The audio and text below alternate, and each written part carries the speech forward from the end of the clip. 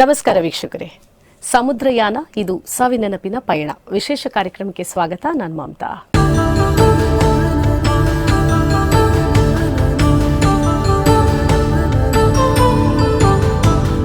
S, ಎಲ್ಲೋ ಒಂದು ಕುಗ್ರಾಮದಲ್ಲಿ ಹುಟ್ಟಿದಂತಹ ಒಂದು ಹುಡುಗ ಇವತ್ತು ತನ್ನ ಕಂಠಸಿರಿಯಿಂದ ದೇಶ ವಿದೇಶಗಳಲ್ಲಿ ಅಂದ್ರೆ ಕರಾವಳಿ ಭಾಗದಲ್ಲಿ ಮಾತ್ರ ಅಲ್ಲ, ಯಕ್ಷಗಾನವನ್ನ ವಿಶ್ವಗಾನವನ್ನಾಗಿ ಮಾಡಿದಂತಹ ಆ ಒಂದು ಕೀರ್ತಿಯನ್ನ ಹೊಂದಿದಂತಹ ಆ ಹುಡುಗ ತಾನು ಹುಟ್ಟಿದಂತಹ ಸ್ಥಳ, ಬಡತನ, ಇನ್ನೊಬ್ಬರ ಕಷ್ಟಕ್ಕೆ ಸ್ಪಂದಿಸುವಂತಹ ಮನೋಭಾವ ಇವೆಲ್ಲದರಿಂದ ಪ್ರೇರಿತರಾಗಿ ತನ್ನ ಕಂಠಸಿರಿಯಿಂದ ಹೀಗೂ ಒಂದು ಸಾಧನೆ ಮಾಡಬಹುದು ಅನ್ನುವಂತಹದ್ದನ್ನ ತೋರಿಸಿಕೊಟ್ಟಂತಹ ಒಂದು ವ್ಯಕ್ತಿತ್ವ. ಅಂತಹ ಆ ಹುಡುಗ ಇವತ್ತು ಬೆಳೆದು ದೊಡ್ಡವನಾಗಿ ಇವತ್ತು ಅದೆಷ್ಟೋ ಸಂಖ್ಯೆಯ ಕಲಾವಿದರ ಬಾಳಿನಲ್ಲಿ ಕಾಮಧೇನುವಾಗಿ ರಾರಾಜಿಸ್ತಾ ಇದ್ದಾರೆ. ಇದಕ್ಕೆ ಕಾರಣ ಅವ್ರು ಪಟ್ಟಂತಹ ಆ ಶ್ರಮ, ಚಿಕ್ಕಂದಿನಿಂದ ಆ ಒಂದು ಬೆಳೆದು ಬಂದಂತಹ ವಾತಾವರಣ, ಆ ಒಂದು ಕಷ್ಟಕ್ಕೆ ಸ್ಪಂದಿಸುವಂತಹ ಮನೋಭಾವ ಇವೆಲ್ಲದ್ರಿಂದ ಇದು ಸಾಧ್ಯ ಆಯಿತು ಅಂತ ಹೇಳ್ಬೋದು. ಹೌದು, ತಾನು ಸುಮಾರು 11 ವರ್ಷಗಳ ಹಿಂದೆ ಈ ಒಂದು ಕಲಾವಿದರಿಗೋಸ್ಕರ ಏನಾದ್ರೂ ಮಾಡಬೇಕು, ನಾನು ಪಟ್ಟಂತಹ ಕಷ್ಟ ಇನ್ನೊಬ್ಬರ ಜೀವನದಲ್ಲಿ ಬರಬಾರ್ದು, ಯಾರಾದ್ರೂ ಕಲಾವಿದರನ್ನ ಅವರ ಕಷ್ಟ ಸುಖಗಳನ್ನ ಆಲಿಸೋದಕ್ಕೆ ಒಬ್ರು ಬೇಕು ಅನ್ನುವಂತಹ ನಿಟ್ಟಿನಲ್ಲಿ ಹಲವಾರು ದಾನಿಗಳು ಹಾಗೆ ಸಮಾನ ಮನಸ್ಕರನ್ನ ಜೊತೆಗೂಡಿಸಿ ಒಂದು ಸಂಸ್ಥೆಯನ್ನ ಕಟ್ತಾರೆ. ಅದು ಬೇರೆ ಯಾವುದೂ ಅಲ್ಲ, ಯಕ್ಷಧ್ರುವ ಪಟ್ಲ ಫೌಂಡೇಶನ್. ಇದೀಗ ನಿಮ್ಗೆಲ್ರಿಗೂ ಗೊತ್ತಾ ಇದೆ, 11 ವರ್ಷಗಳ ಸುದೀರ್ಘವಾದಂತಹ ಸೇವೆಯನ್ನ ಮಾಡಿ ಇವತ್ತು ವಿಶ್ವದಾದ್ಯಂತ ಯಕ್ಷಧ್ರುವ ಪಟ್ಲ ಫೌಂಡೇಶನ್ ನ ಬೇರೆ ಬೇರೆ ಘಟಕಗಳನ್ನ ಸ್ಥಾಪನೆ ಮಾಡಿ ಅದೆಷ್ಟೋ ಕಲಾವಿದರ ಜೀವನದಲ್ಲಿ, ಅವರ ಮನೆಗಳಲ್ಲಿ ಬೆಳಕಾಗಿ ಇವತ್ತು ಇದೆ. ಅವರ ಒಂದೆರಡು ಹೊತ್ತಿನ ಊಟಕ್ಕೂ ಕೂಡ ಒಂದು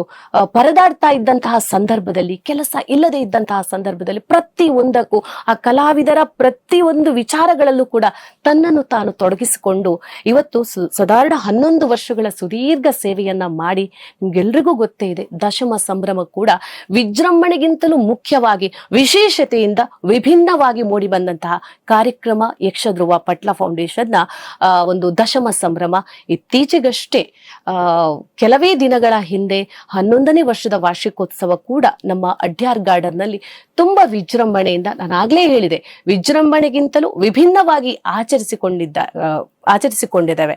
ಇಲ್ಲಿ ಮುಖ್ಯವಾಗಿ ನಾವು ನೋಡಿರ್ಬೋದು, ಜಾತಿ ಧರ್ಮ ಭೇದ ಭಾವ ಎಲ್ಲವನ್ನ ಕೂಡ ಮರೆತು ಸುಮಾರು 4,000ಕ್ಕೂ ಅಧಿಕ ವಿದ್ಯಾರ್ಥಿಗಳಿಗೆ ಸ್ಕಾಲರ್ಶಿಪ್ ಅನ್ನ ನೀಡಿ ಅಲ್ಲೂ ಕೂಡ ಒಂದು ದಾಖಲೆಯನ್ನ ಬರೆದಿರುವಂತಹ ಸಂಸ್ಥೆ ಅಂತ ಇದ್ರೆ ಅದು ಯಕ್ಷಧ್ರುವ ಪಟ್ಲ ಫೌಂಡೇಶನ್. ಕೇವಲ ಕಲಾವಿದರು ಮಾತ್ರ ಅಲ್ಲ, ಇದ್ರಲ್ಲಿ ನಾವು ಆಲೋಚನೆ ಮಾಡಬೇಕು ಈ ಒಂದು ಸಂಘವನ್ನ ಕಟ್ಟಿರುವಂತಹ ವ್ಯಕ್ತಿಯ ಮನಸ್ಥಿತಿಯನ್ನ. ಹಾಗಾಗಿ ಎಲ್ಲರಲ್ಲೂ ಕೂಡ ಸೌಹಾರ್ದತೆಯಿಂದ ಇದ್ದುಕೊಂಡು ಪ್ರತಿಯೊಬ್ಬರ ಕಣ್ಣೀರನ್ನ ಒರೆಸುವ ಕೆಲಸವನ್ನ ಮಾಡ್ತಾ ಇದೆ ಈ ಯಕ್ಷಧ್ರುವ ಪಟ್ಲ ಫೌಂಡೇಶನ್. ನಾನು ಇಷ್ಟೆಲ್ಲ ಈ ಮಾತನ್ನ ಯಾಕೆ ಹೇಳ್ತಾ ಇದ್ದೀನಿ ಅಂತ ಹೇಳಿದ್ರೆ, ನಾವೆಲ್ಲರೂ ಕನಸನ್ನ ಕಾಣ್ತೀವಿ, ಆದ್ರೆ ಕನಸು ಕಾಣೋದು ಕೂಡ ಅದು ನೆರವೇರುತ್ತಾ ಅಥವಾ ಈ ಕನಸನ್ನ ಕಾಣಬಹುದಾ ಅನ್ನುವಂತಹ ಯೋಚನೆಯನ್ನ ಕೂಡ ನಾವು ಮಾಡಬೇಕು. ಈಗಾಗಲೇ ತುಂಬಾ ಅದ್ಧೂರಿಯಾಗಿ ಸಮುದ್ರಯಾನ ಅನ್ನುವಂತಹ ಕಾರ್ಯಕ್ರಮ ವಿಶೇಷವಾಗಿ ಮೂಡಿ ಬಂತು. ಅದರ ಬಗ್ಗೆ ಮಾತಾಡಬೇಕು ಅಂತ ಹೇಳಿದ್ರೆ ಇನ್ನೂ ಕೂಡ ಎಷ್ಟೋ ಜನ ಆ ಗುಂಗಿನಿಂದ ಇನ್ನೂ ಹೊರಗಡೆ ಬಂದಿಲ್ಲ. ಅಂತಹ ಒಂದು ವಿಶೇಷವಾದಂತಹ ಒಂದು ವಿನೂತನವಾದಂತಹ ಕಾರ್ಯಕ್ರಮ, ನಾವು ಕನಸಿನಲ್ಲೂ ಕೂಡ ಕಲ್ಪನೆಯನ್ನ ಮಾಡೋದಕ್ಕೆ ಅಸಾಧ್ಯವಾಗಿರುವಂತಹ ಕಾರ್ಯಕ್ರಮ ಸಮುದ್ರಯಾನ. ಈ ಸಮುದ್ರಯಾನದ ಬಗ್ಗೆ 10 ದಿವಸ ಅಂದ್ರೆ ಜೂನ್ 1ರಿಂದ ಜೂನ್ 5ರವರೆಗೆ ಸಮುದ್ರಯಾನ ವಿಶೇಷವಾಗಿ ನಡೆಯಿತು. ವಿಶೇಷವಾದ ಒಂದು ಪರಿಕಲ್ಪನೆ, ಎಲ್ಲದರ ಬಗ್ಗೆ ಮಾತಾಡಬೇಕು, ಇದರ ಬಗ್ಗೆ ಒಂದು ಮೆಲುಕನ್ನ ಹಾಕಬೇಕು, ಈ ಒಂದು ಸವಿ ನೆನಪಿನ ಪಯಣವನ್ನ ಮತ್ತೊಮ್ಮೆ ನೆನಪಿಸಿಕೊಳ್ಳಬೇಕು, ಅದರ ಬಗ್ಗೆ ಮಾತಾಡಬೇಕು ಅನ್ನೋ ನಿಟ್ಟಿನಲ್ಲಿ ನಾವಿವತ್ತು ಸ್ಟುಡಿಯೋದಲ್ಲಿ ಇದ್ದೀವಿ. ಮುಖ್ಯವಾಗಿ ನನಗನಿಸಿದ ಪ್ರಕಾರ ಯಾವುದೇ ಒಂದು ಸಂಘ ಸಂಸ್ಥೆ ಇನ್ನಷ್ಟು ಬಲಿಷ್ಠ ಆಗ್ಬೇಕು ಅಂತ ಹೇಳಿದ್ರೆ ಅಲ್ಲಿ ನಮಗೆ ದಾನಿಗಳು ಬೇಕು. ದಾನಿಗಳನ್ನೇ ದೇವರು ಅಂತ ಆರಾಧಿಸ್ಕೊಂಡು ಬರ್ತಾ ಇರುವವರು ನಮ್ಮ ಯಕ್ಷಧ್ರುವ ಪಟ್ಲ ಫೌಂಡೇಶನ್ ನ ಸ್ಥಾಪಕರು ಆಗಿರ್ತಕ್ಕಂತಹ ಸತೀಶ್ ಪಟ್ಲ ಅವರು. ಹಾಗಾಗಿ ದಾನಿಗಳಿಗೆ ಒಳ್ಳೆಯ ಒಂದು ಮನೆಯನ್ನ ಹಾಕಿ ಅವರ ಒಂದು ಮಾರ್ಗದರ್ಶನದ ಜೊತೆಗೆ ಅವರ ಸಹಕಾರದ ಜೊತೆಗೆ ಸಂಸ್ಥೆಯನ್ನ ಕಟ್ಕೊಂಡು ಬೆಳೆಸ್ತಾ ಬರ್ತಾ ಇದ್ದಾರೆ. ಮುಖ್ಯವಾಗಿ ನಮ್ಮ ಯಕ್ಷಧ್ರುವ ಪಟ್ಲ ಫೌಂಡೇಶನ್ ನ ಪ್ರಧಾನ ಸಂಚಾಲಕರಾಗಿರ್ತಕ್ಕಂತಹ ಶಶಿ ಕ್ಯಾಟರರ್ಸ್ ನ ಶಶಿಧರ್ ಶೆಟ್ಟಿ ಬರೋಡಾ ಇರ್ಬೋದು, ಗೌರವಾಧ್ಯಕ್ಷರಾಗಿರ್ತಕ್ಕಂತಹ ಕೂಡೂರು ಕನ್ಯಾನ ಸದಾಶಿವ ಶೆಟ್ಟರು ಆಗಿರ್ಬೋದು, ಇದೀಗ ಸಮುದ್ರಯಾನಕ್ಕೆ ಹೆಚ್ಚಿನ ಸಪೋರ್ಟ್ ಮಾಡಿದವರಲ್ಲಿ ಒಬ್ಬರಾಗಿರ್ತಕ್ಕಂತಹ ಭವಾನಿ ಶಿಪ್ಪಿಂಗ್ ನ KD ಶೆಟ್ರು ಇರ್ಬೋದು. ಇವರೆಲ್ಲರ ಒಂದು ಮಾರ್ಗದರ್ಶನ ಸಹಕಾರದ ಜೊತೆಗೆ ಇನ್ನೂ ಅನೇಕ ದಾನಿಗಳ ಸಹಕಾರದ ಜೊತೆಗೆ ಒಂದು ಈ ಸಮುದ್ರಯಾನದ ಪಯಣವನ್ನ ಯಶಸ್ವಿಯಾಗಿ ಮಾಡಿ ಮುಗಿಸಿದಂತಹ ಕೀರ್ತಿಯ ಸಾರ್ಥಕತೆಯ ಭಾವ ನಮ್ಮೆಲ್ಲರಲ್ಲೂ ಕೂಡ ಇದೆ.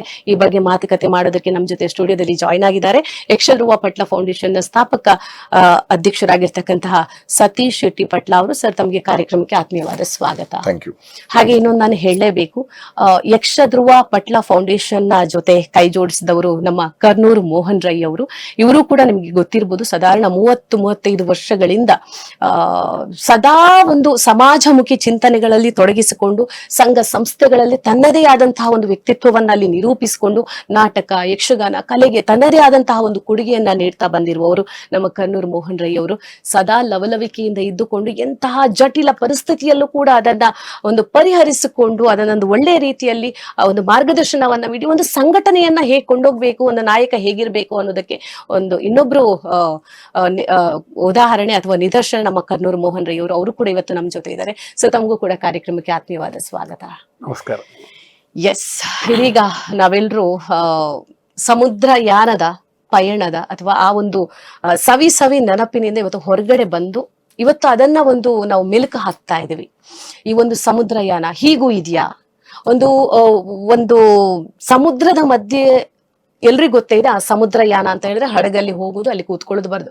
ಆದ್ರೆ ಹೀಗೂ ಇದೆಯಾ ಅನ್ನುವಂಥದ್ದು, ಅಂದ್ರೆ ಅದ್ರಲ್ಲಿರುವಂತಹ ಒಂದು ಸಾಂಸ್ಕೃತಿಕ ಕಾರ್ಯಕ್ರಮಗಳಿರ್ಬೋದು, ಊಟೋಪಚಾರಗಳಿರ್ಬೋದು, ಎಲ್ಲರೂ ಜೊತೆಯಾಗಿ ಸೇರ್ಕೊಂಡು ನಾವು ನಲಿದು ಕುಣಿದು ಹಾರಾಡ್ಕೊಂಡು ಎಲ್ಲ ನಮ್ಮ ಒಂದು ಅಲ್ಲಿ ಒಂದು ಡಿಫ್ರೆಂಟ್ ಆದಂತಹ ವಾತಾವರಣ. ಮುಖ್ಯವಾಗಿ ಈ ಪರಿಕಲ್ಪನೆ, ಈ ಕನಸು ಕಂಡವರು ನಮ್ಗೆ ಗೊತ್ತಿರೋ ಪ್ರಕಾರ ಶಶಿಧರ್ ಶೆಟ್ಟಿ ಬರೋಡ ಅವರು ಅವರ ಒಂದು ಸಂಕಲ್ಪ. ಸೊ ಇದು ಹೇಗೆ, ಇದು ಯಾಕೆ ಅವರು ಸಂಕಲ್ಪ ಮಾಡಿಕೊಂಡ್ರು, ಇದರ ಒಂದು ಆಲೋಚನೆಗಳು ಯೋಚನೆಗಳು ಏನ್ ಸರ್? ಸತೀಶ್. ಮೊತ್ತ ಮೊದಲಾಗಿ ನಾನು ಅಭಿಮತ ವಾಹಿನಿಯ ಎಲ್ಲ ವೀಕ್ಷಕ ಬಂಧುಗಳಿಗೆ ನಮನಗಳನ್ನು ಅರ್ಪಿಸ್ತಾ ಇದ್ದೇನೆ.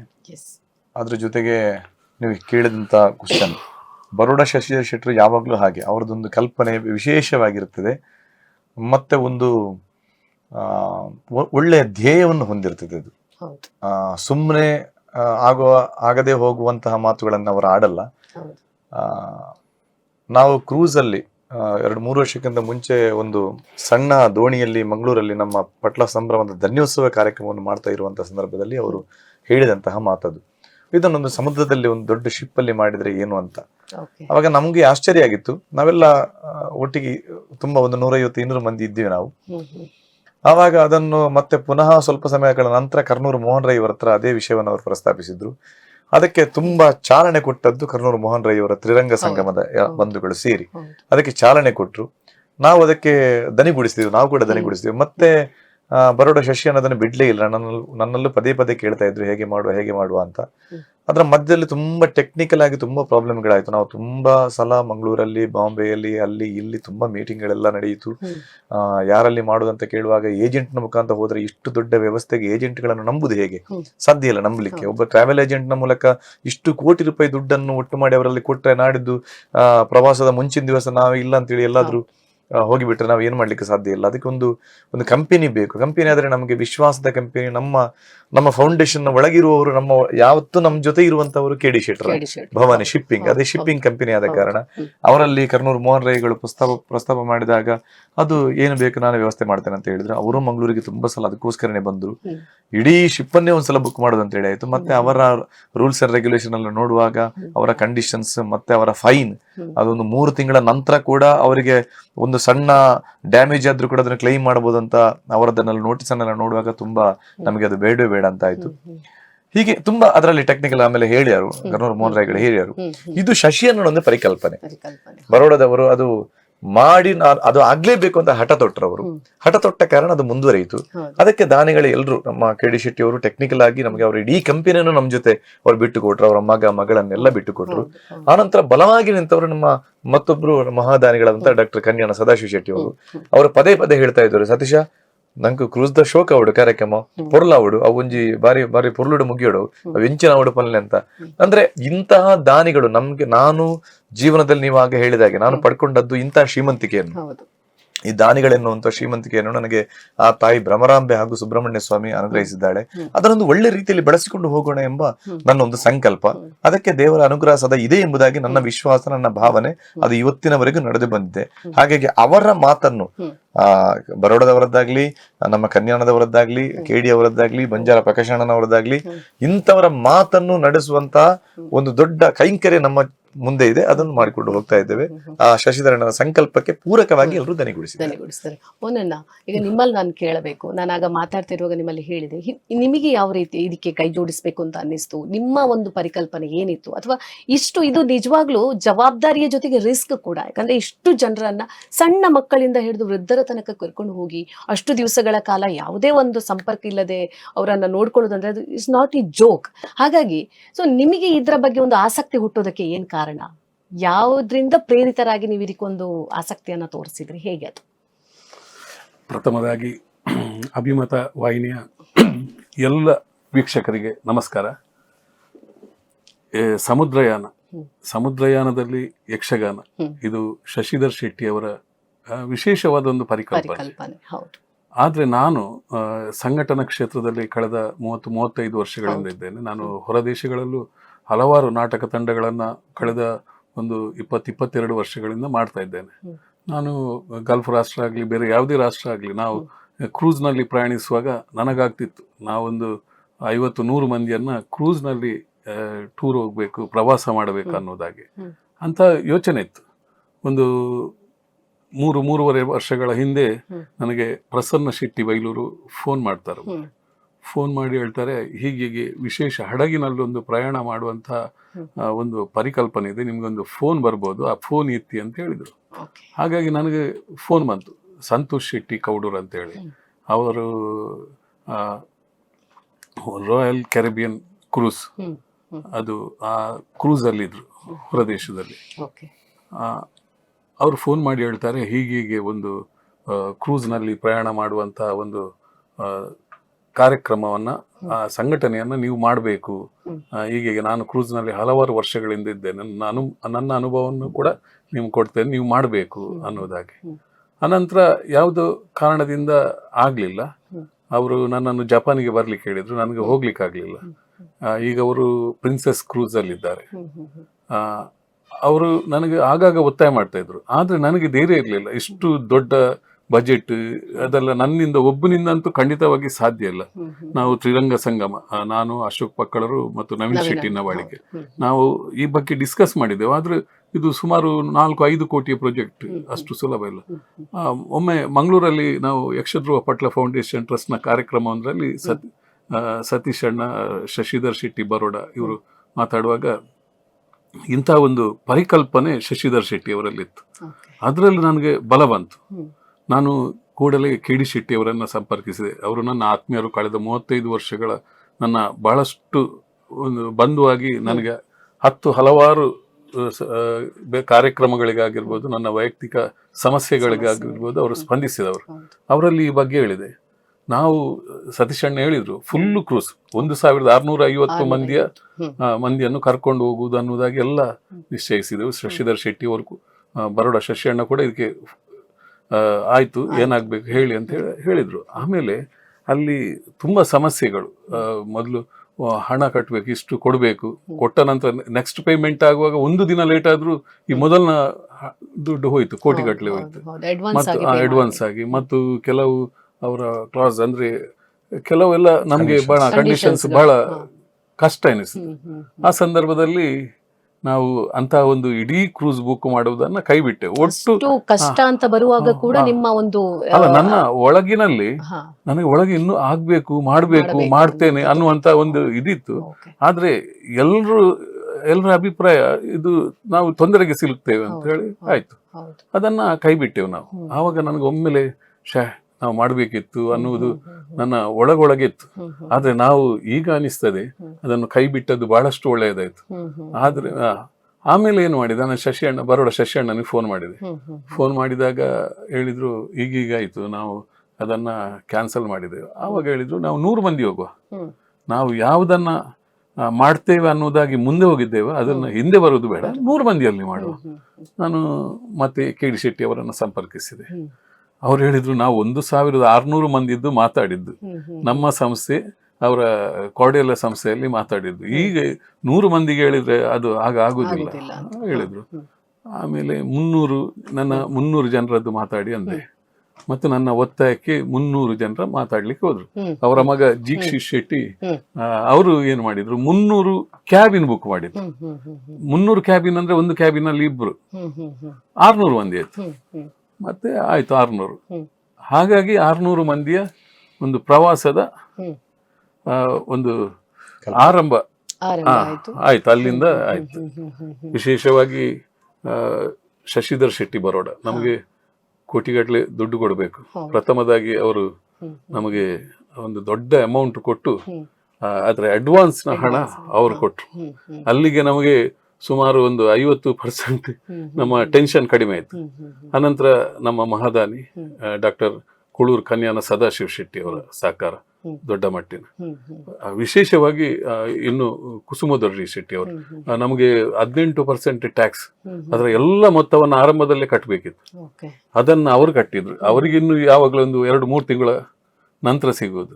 ಅದನ್ನು ಕಟ್ಟಿದ್ರು. ಟೆಕ್ನಿಕಲ್ ಏನೆಲ್ಲ ಪ್ರಾಬ್ಲಮ್ ಇದೆ ನಮ್ಗೆ ಅಲ್ಲಿ ಸ್ಟೇಜಿನ ಪ್ರಾಬ್ಲಮ್ ಎಲ್ಲ ಪ್ರಾಬ್ಲಮ್ ಇರುವ ಎಲ್ಲ ಅವರಲ್ಲಿ ಹೇಳಿದ್ದು, ಅವರೆಲ್ಲ ಸಾಲ್ವ್ ಮಾಡಿ ಕೊಟ್ರು. ಅಂತೂ ಕಟ್ಟಕಡೆಗೆ ಮೊನ್ನೆಯ ಪ್ರವಾಸ ಬಹುಶಃ ನೀವು ಹೇಳಿದಾಗೆ ಅದರಿಂದ ಇನ್ನೂ ಹೊರಗೆ ಬರದವರು ಬಹಳಷ್ಟು ಮಂದಿ. ಇಷ್ಟು ಖುಷಿಯಾಗಿದೆ. ನಾನು ವಿಶೇಷವಾಗಿ ನೋಡಿ 600 ಮಂದಿಯನ್ನ ಕರ್ಕೊಂಡು ಹೋಗುದು ಅಷ್ಟು ಸುಲಭದ ಮಾತಲ್ಲ. ಅಲ್ಲಿ ಯಾವ ಟೂರ್ ಅಂಡ್ ಟ್ರಾವೆಲ್ಸ್ ನವರು ಎಷ್ಟು ಅನುಭವ ಇದ್ರು ನನಗೆ ಕೇಳಿದ್ದಾರೆ, ನೀವು ಹೇಗೆ ಕರ್ಕೊಂಡು ಹೋಗ್ತೀರಿ. ನಮಗೆ ಯಕ್ಷಧ್ರುವ ಪಟ್ಲ ಫೌಂಡೇಶನ್ ಟ್ರಸ್ಟ್, ನಾವು ತ್ರಿರಂಗ ಸಂಗಮ, ನಾನು ಅಲ್ಲೂ ಕೂಡ ಹೇಳಿದ್ದೇನೆ, ಅದು ಸಿಂಧು ಆದ್ರೆ ನಾವು ಬಿಂದು. ಪಟ್ಲ ಸತೀಶ್ ಶೆಟ್ಟಿ ಅವರ ಒಂದು ಹೆಸರು ಆ ರೀತಿ ಇತ್ತು. ಅವರ ಯಕ್ಷಗಾನ ಪ್ರದರ್ಶನ ಇತ್ತು. ಒಟ್ಟು ಅವರ ಅಭಿಮಾನಿಗಳು ಬಹಳಷ್ಟು ಮಂದಿ ಇದ್ರು. ಒಟ್ಟು Yakshadhruva Patla foundation trust, Bhavani shipping services India private limited, ಇಲ್ಲಿ ಒಟ್ಟು ನಮ್ಮ ತ್ರಿರಂಗ ಸಂಗಮ ಎಲ್ಲ ಒಟ್ಟು ಸೇರಿ ಇಂಥ ಒಂದು ಅದ್ಭುತ ಕಾರ್ಯಕ್ರಮಕ್ಕೆ ಹೋಗಿದೆ, ಸಾರ್ಥಕತೆಯನ್ನ ಕಾಣ್ತಾ ಇದ್ದಾವೆ. ಸತೀಶನ ಅಲ್ಲಿ ನಾನು ಕೇಳಲೇಬೇಕು. ಇವತ್ತು ಒಂದು ಕಲಾವಿದ, ಎಷ್ಟೇ ಕಷ್ಟದಲ್ಲಿರುವ ಕಲಾವಿದನನ್ನು ಕೂಡ ಇವತ್ತು ನೀವು ವಿಶ್ವವ್ಯಾಪ್ತಿಗೆ ಕೊಂಡೊಯ್ದಂತಹ ಕೀರ್ತಿ ನಿಮ್ಮಲ್ಲಿದೆ. ಯಾಕಂತ ಹೇಳಿದ್ರೆ ಎಲ್ಲರೂ ಹೇಳುವಂತಹ ಮಾತಿದು.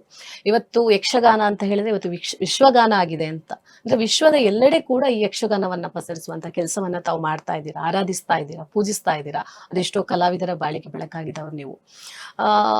ಕಲಾವಿದರಿಗೆ ಕೂಡ ಒಂದು ಹೆಮ್ಮೆಯ ವಿಚಾರ ಅಂತ ಹೇಳ್ಬೋದು. ತೇಲಾಡುವ ಹಡಗಿನಲ್ಲಿ ಒಂದು ರಂಗಸ್ಥಳ, ಆ ರಂಗಸ್ಥಳದಲ್ಲಿ ನಿಂತುಕೊಂಡು ಆ ಒಂದು ದಿಗಿಣವನ್ನ ಹಾಕ್ತಾ, ಅದು ನಿಜವಾಗಲೂ ಅವರ ಜೀವಿತಾವಧಿಯಲ್ಲಿ ಒಂದು ದೊಡ್ಡ ಸಾಧನೆ ಅಂತ ಹೇಳ್ಬೋದು. ಅದಕ್ಕೆಲ್ಲ ಒಂದು ಸಹಕಾರ ನೀಡಿದವರು ತಾವು ಅವರನ್ನ ಕರ್ಕೊಂಡು ಹೋಗಿ ಅಲ್ಲಿ ಅವರನ್ನ ಕುಣಿಸಿ ಅವರ ಒಂದು ಜೀವನವನ್ನ ಕೂಡ ಸಾರ್ಥಕತೆಯನ್ನ ಮೆರೆಯುವಂತೆ ನೀವು ಮಾಡಿದ್ರ. ಸೊ ಇದು ಯಾವ ರೀತಿಯ ನಿಮ್ಮ ಒಂದು ಪರಿಕಲ್ಪನೆಯಲ್ಲಿ ಯಕ್ಷಗಾನ ಮಾಡಬೇಕು? ಯಕ್ಷಗಾನ ಅದು ಕೂಡ ಶ್ರೀದೇವಿ ಮಹಾತ್ಮೆ, ಶರದಿಯ ಮಧ್ಯದಲ್ಲಿ ಶ್ರೀದೇವಿ ಮಹಾತ್ಮೆಯನ್ನ ನೋಡಿ ಸಮುದ್ರ ಮಥನವನ್ನ ಮಾಡಿ ಆ ಲಕ್ಷದೀಪಕ್ಕೆ ಹೋದಂತಹ ಪಯಣ, ಇದೆಲ್ಲ ನಿಜವಾಗ್ಲೂ ಮರೆಯಲು ಅಸಾಧ್ಯ ಅಂತ ನಮ್ಮ ಜೀವನದಲ್ಲಿ, ಪ್ರತಿಯೊಬ್ಬರ ಜೀವನದಲ್ಲಿ ಕೂಡ. ಕರ್ನೂರು ಮೋಹನನ್ನ ಹೇಳಿದ್ರಿ ಮೊನ್ನೆ, ಇಲ್ಲಿ ಕೇವಲ ಕಲಾವಿದರು ಮಾತ್ರ ಬಂದಿರುವಂತದ್ದಲ್ಲ, ಕಲಾ ಪ್ರೇಕ್ಷಕರನ್ನು ಕೂಡ ಕರ್ಕೊಂಡು ಹೋದಂತಹ ಖ್ಯಾತಿ ಇದ್ರೆ ಅದು ಯಕ್ಷಧ್ರುವ ಪಟ್ಲ ಫೌಂಡೇಶನ್ಗೆ ಸಲ್ಲತ್ತೆ. ಈ ಯಕ್ಷಗಾನದ ಪರಿಕಲ್ಪನೆ, ಈ ಕಲಾವಿದರನ್ನ ಕರ್ಕೊಂಡು ಹೋಗುವಂತಹ ಜವಾಬ್ದಾರಿ, ಅವರ ಕಷ್ಟ ಸುಖಗಳು, ಇದೆಲ್ಲ ಹೇಗೆ ನಿಭಾಯಿಸಿದ್ರಿ ತಾವು? ಅಲ್ಲ, ಕಲ್ಪನೆ ಬರೋಡ ಶಶಿಯಣ್ಣಂದೇ ಯಕ್ಷಗಾನ ಅಲ್ಲಿ ಆಗ್ಬೇಕೆನ್ನೋದೇ ಮೊದಲೇ ಕಲ್ಪನೆ ಇತ್ತು. ಅವರನ್ನ ಕರ್ಕೊಂಡು ಬಂದು ಆ ಒಂದು ಜವಾಬ್ದಾರಿಯನ್ನ ನಿಭಾಯಿಸೋದು. ಹೌದು. ಹಾಗೆ ನಾವು ಯೋಚನೆ ಮಾಡುವಾಗ ಎಷ್ಟು ಕಲಾವಿದರನ್ನ ಕರ್ಕೊಂಡು ಹೋಗ್ಬೋದು, ಮತ್ತೆ ಏನ್ ಮಾಡ್ಬೋದು ಅಂತ ನಾವು ತುಂಬಾ ಸಲ ಅದರ ಬಗ್ಗೆ ಕೂತ್ಕೊಂಡಿದ್ದೆವು. ಮತ್ತೆ ಹೇಗೆ ಅದನ್ನು ಅಂದ್ರೆ ಇಷ್ಟು ಚಾರ್ಜ್ ಇದೆ, ಒಬ್ಬೊಬ್ಬರಿಗೆ ಇಷ್ಟಿಷ್ಟು ಕಾಸ್ಟ್, ಒಂದು 25,000 85,000 ಅಂತ ಒಬ್ಬೊಬ್ಬರಿಗೆ ಒಬ್ಬರ ತಲೆಗೆ ಬೀಳಿದೆ. ಜಾಸ್ತಿ ಕರ್ಕೊಂಡೋದ ಕೂಡಲೇ ಅದನ್ನು ನಾವು ಭರಿಸಬೇಕಾಗುತ್ತೆ. ಹೇಗೆ ಅಂತ ಕೇಳುವಾಗ ಬರೋಡದವರು, ಕನ್ಯಾಣದವರು ಮತ್ತೆ KD ಶೆಟ್ಟರ್ ಅದರ ಬಗ್ಗೆ ನೀವು ಯೋಚನೆ ಮಾಡಬೇಡಿ, ಅದು ಏನಾದ್ರು ಮಾಡುವಂತ ಕರ್ನೂರು ಮೋಹನ್ ರಾಯ್ಗಳಲ್ಲಿ ಅವರು ತಿಳಿಸಿದ್ರು. ಮತ್ತೆ ಇಂತಿಷ್ಟು ಕಲಾವಿದರು ಎಂಬುದಾಗಿ ನಾವು ಫಿಕ್ಸ್ ಮಾಡಿದ್ವಿ. ಒಂದು 12, ನನ್ನನ್ನು ಸೇರಿ 13 ಕಲಾವಿದರು ಎಂಬುದಾಗಿ ನಾವು ಫಿಕ್ಸ್ ಮಾಡಿದ್ವಿ. ಮತ್ತೆ ಪ್ರಸಂಗಗಳು, ದೇವಿ ಮಹಾತ್ಮೆ, ನಮ್ದು ಇಡೀ ನಮ್ಮ ಕರಾವಳಿಯಾದ್ಯಂತ ಯಕ್ಷಗಾನ ಕ್ಷೇತ್ರದಲ್ಲಿ ದೇವಿ ಮಹಾತ್ಮೆಗೆ ಇದ್ದಂತಹ ಒಂದು ವ್ಯಾಲ್ಯೂ ಅದು ಬೇರೆ ಯಾವ ಪ್ರಸಂಗಕ್ಕೂ ಇಲ್ಲ. ಅದಂದ್ರೆ ಯಕ್ಷಗಾನ ಅಂತ ಹೇಳಿದ್ರೆ ಅದೊಂದು ಆರಾಧನೆ ಕಲೆ. ದೇವಿ ಮಹಾತ್ಮೆ ಒಂದು ಕಡೆ ಆಯ್ತು ಅಂತ ಹೇಳಿದ್ರೆ ಆ ಮಣ್ಣು, ಆ ಪ್ರದೇಶ ಪಾವನ ಆಯ್ತು ಅಂತ ಹೇಳಿ ಲೆಕ್ಕ. ನಮಗೆ ಮೂಲ ಕಾರಣ, ನಮ್ಮ ಉದ್ದೇಶವೇ ಅದೇ. ದೇವಿ ಮಹಾತ್ಮೆ ಎನ್ನುವುದನ್ನು ಸಂಕಲ್ಪಿಸಿದ್ದೇವೆ. ಈ ಕ್ರೂಸಿನ ಈ ಪಯಣ ಇಷ್ಟು ಸುಸೂತ್ರವಾಗಿ ಆಗ್ಬೇಕಿದ್ರೆ ಅದು ಒಂದು ಕಾರಣ ಎಂಬುದಾಗಿ ನಾನು ಭಾವಿಸ್ತೇನೆ. ನಾನು ಅದರಲ್ಲಿ ತುಂಬಾ ನಂಬಿಕೆ ಉಳ್ಳವನಾಗಿ ಅದು ನಾನು ಭಾವಿಸ್ತೇನೆ. ಯಾಕಂದ್ರೆ ದೇವಿ ಮಹಾತ್ಮೆ ಆಡಿಸ್ತೇನೆ ಅಂತ ಒಬ್ಬ ಹರಕೆ ಹೇಳಿದೆ ಎಂಬುದಾಗಿದ್ರೆ 99% ಅವನ ಆಸೆ ಈಡೇರುತ್ತೆ. ಇದು ನಾವು ಬಲವಾಗಿ ನಂಬಿದಂತ ಒಂದು ಪ್ರತಿಪಾದನೆ. ನಮ್ಮ ಊರಲ್ಲಿ ಎಲ್ಲ ಗೊತ್ತಿದಂತ ವಿಚಾರ. ಅದು ಆ ಮೇಳ ಈ ಮೇಳ ಅಂತ ಹೇಳಿ ಅಲ್ಲ. ಸಣ್ಣ ಮಕ್ಕಳನ್ನು ಹಿಡ್ಕೊಂಡು, ಒಂದು ಶಾಲಾ ಮಕ್ಕಳನ್ನು ಹಿಡ್ಕೊಂಡು ನಾವು ದೇವಿ ಮಹಾತ್ಮೆ ಆಡಿಸಿದ್ರು ಕೂಡ ಆ ದೇವಿಗೆ ಸಲ್ತದೆ ಅದು. ಅದಕ್ಕೆ ನಮ್ಮ ಸಂಕಲ್ಪ ಅದು ದೇವಿ ಮಹಾತ್ಮೆ ಆಡಿಸ್ತೇವೆ ಅಂತ. ಅದು ಬಹಳ ಚಂದವಾಗಿ ಕೂಡಿ ಬಂತು. ಆನಂತರ ಮರುದಿವಸ ಸಮುದ್ರ ಮಥನ. ಈ ಪರಿಕಲ್ಪನೆ ಯಾಕಂದ್ರೆ ಸಮುದ್ರದ ಮಧ್ಯದಲ್ಲಿ ನಾವು ಹೋಗ್ತಾ ಇದ್ದೇವೆ. ಅಲ್ಲಿ ಒಂದು ಸಮುದ್ರ ಮಥನ ಮಾಡಿ ಮಹಾಲಕ್ಷ್ಮಿಯನ್ನು ಉಳಿಸಿ ಬಿಡೋಣ. ಯಾಕಂತ ಹೇಳಿದ್ರೆ ಎಲ್ಲ ಲಕ್ಷ್ಮೀ ಕಟಾಕ್ಷದ ಲಕ್ಷ್ಮಿಯ ಅನುಗ್ರಹ ಪುತ್ರರೇ ಇರುವುದು ಎಲ್ಲರೂ ಸಾಧಾರಣವಾಗಿ. ಅಲ್ಲಿ ಒಂದು ಸಮುದ್ರ ಮಥನ ಮಾಡೋಣ ಎಂಬುದು ಆ ಕಲ್ಪನೆಗೆ ಬಂತು.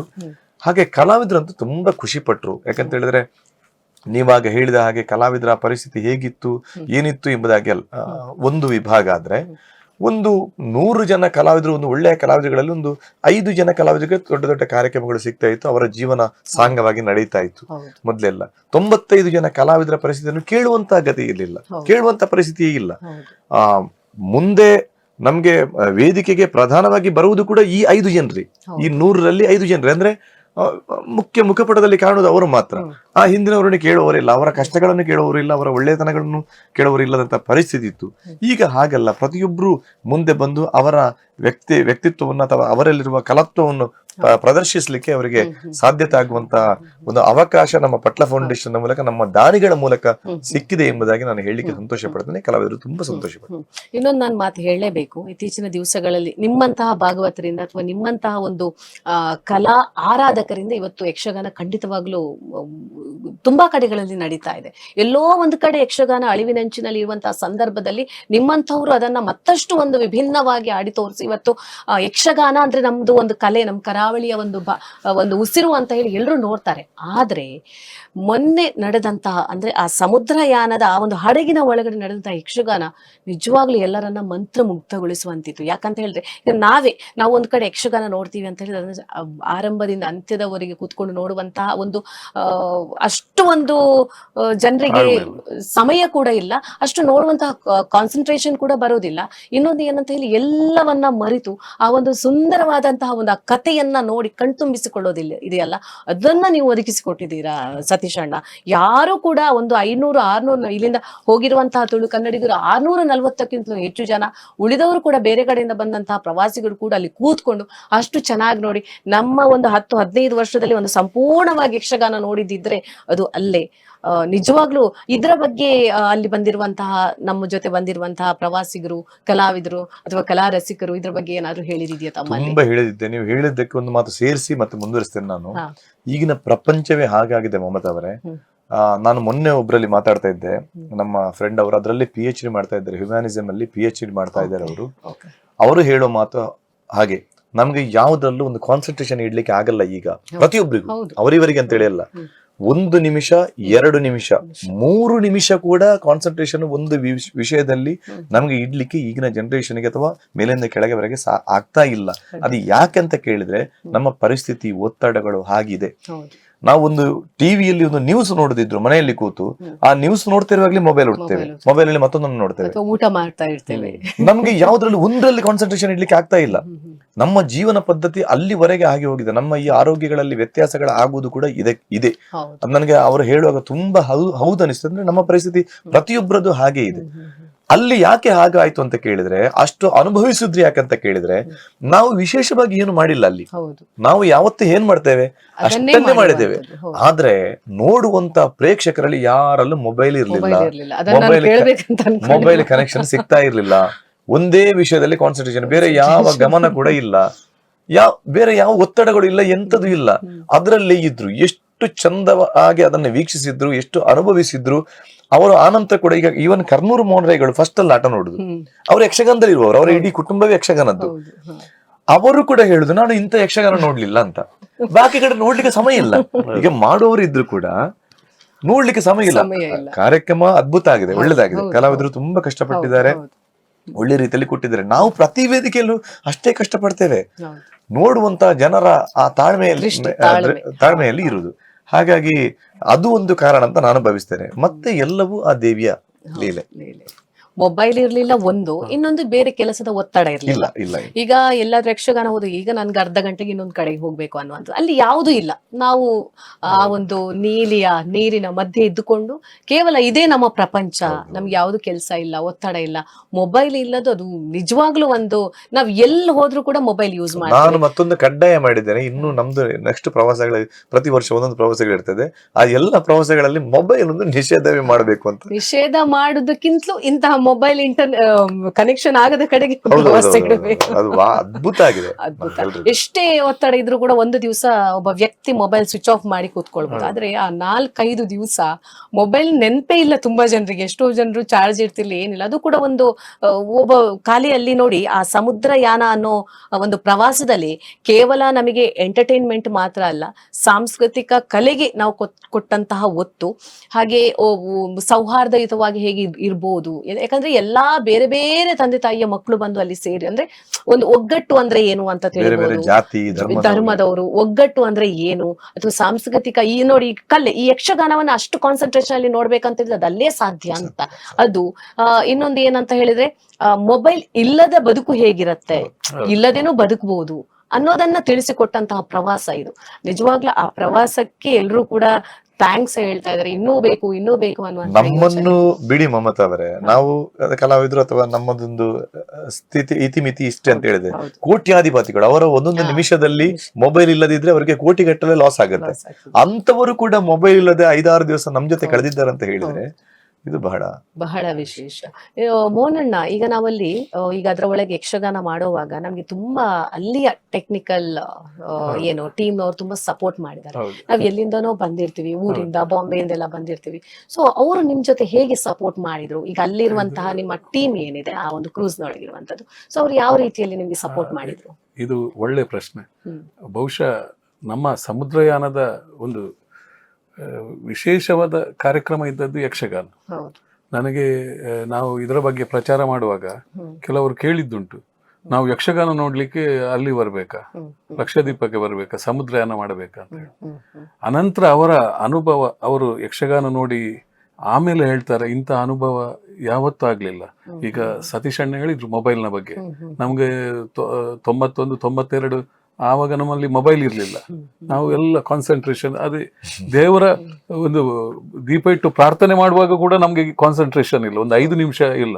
ಅಂತಹ ಸಂದರ್ಭದಲ್ಲಿ ಒಂದು 2-3 ಗಂಟೆ ಆಟವನ್ನ ಕಣ್ಣು ರೆಪ್ಪೆ ಮುಚ್ಚದೆ ನೋಡಿದ್ದಾರೆ ಯಕ್ಷಗಾನ. ನಿಜವಾಗ್ಲೂ ಅದು ಗ್ರೇಟ್. ನಾವು ಯಕ್ಷಗಾನದ ಪರಿಕಲ್ಪನೆ ಮಾಡುವಾಗ ನನಗೆ ಶಿಪ್ನಲ್ಲಿ ಸ್ಟೇಜ್ ಇರ್ಬೋದು ಇಂಥದ್ದೆಲ್ಲ ಗೊತ್ತಿರ್ಲಿಲ್ಲ. ಆದ್ರೆ ಅವರು ಸಂತೋಷ್ ಶೆಟ್ಟಿ ಕೌಡರ್ ಅವರು ಹೇಳಿದ್ರು ನನಗೆ ಶಿಪ್ ಹೇಗಿರ್ತದೆ, ಅದ್ರಲ್ಲಿ ಒಳಗೆ ಏನೆಲ್ಲ ಇರ್ತದೆ ಅನ್ನೋದಾಗಿ. ನಾನು ಪ್ರವಾಸ ಮಾಡಿದೆ ಅದಕ್ಕಿಂತ ಮೊದಲು ಮಾರ್ಚ್ನಲ್ಲಿ ಲಕ್ಷದ್ವೀಪಕ್ಕೆ ಅದೇ ಶಿಪ್ಪಲ್ಲಿ ಆ ರೀತಿಯಲ್ಲಿ ಪ್ರಯಾಣ ಮಾಡಿದೆ. ಹೋಗಿ ಎಲ್ಲ ನಾನು ನೋಡಿದ್ದು ಎಲ್ಲ ಏನೆಲ್ಲ ವ್ಯವಸ್ಥೆ ಉಂಟು. ಫಸ್ಟ್ ಯಕ್ಷಗಾನ ಹೇಗೆ ಮಾಡುವುದು ಅದನ್ನೇ ನೋಡಿದ್ದು ನಾನು.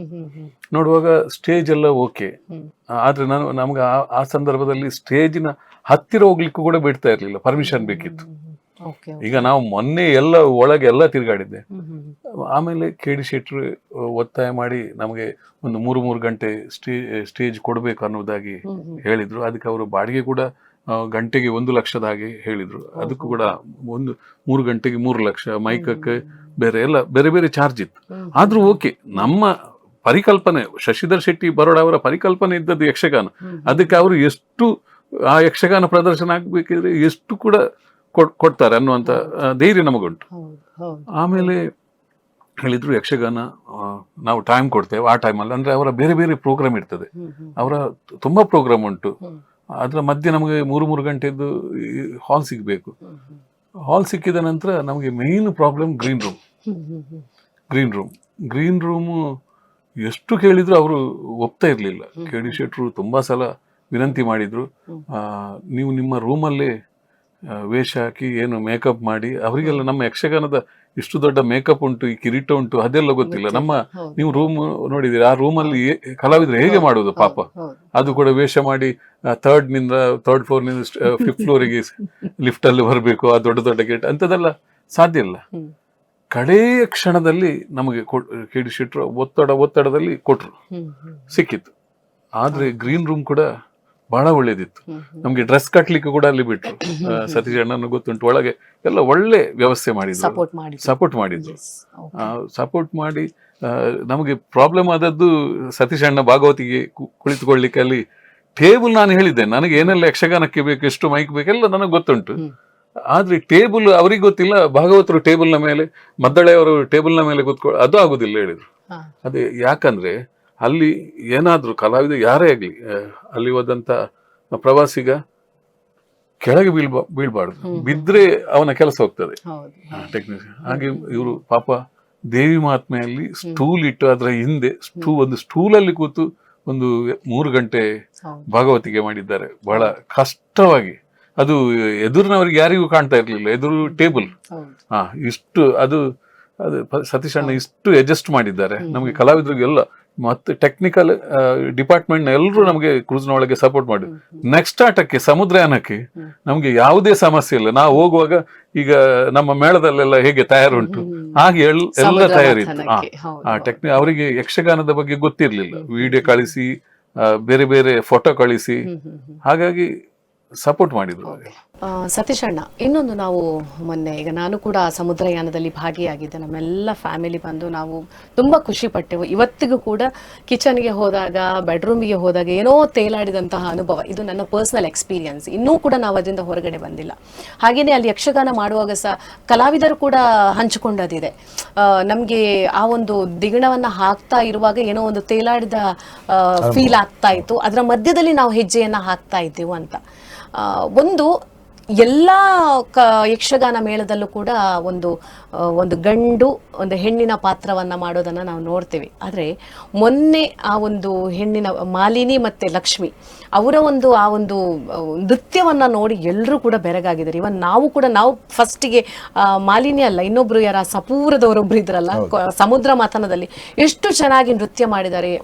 ಅದರ ದೇವಿ ಮಹಾತ್ಮೆಯಲ್ಲೂ ಕೂಡ ಮಾಡಿದಂತಹ ಹೆಣ್ಣಿನ ನೃತ್ಯ ನಿಜವಾಗ್ಲೂ ಅದನ್ನ ಅಷ್ಟೊಂದು ಒಂದು ಎಷ್ಟು ಚೆನ್ನಾಗಿ ಅವರೊಂದು ಆ ನೃತ್ಯ ಮಾಡಿದ್ದಾರೆ ಅಂತ ಹೇಳಿದ್ರೆ ಯಾರು ಕೂಡ ಹೇಳಲಿಕ್ಕಿಲ್ಲ.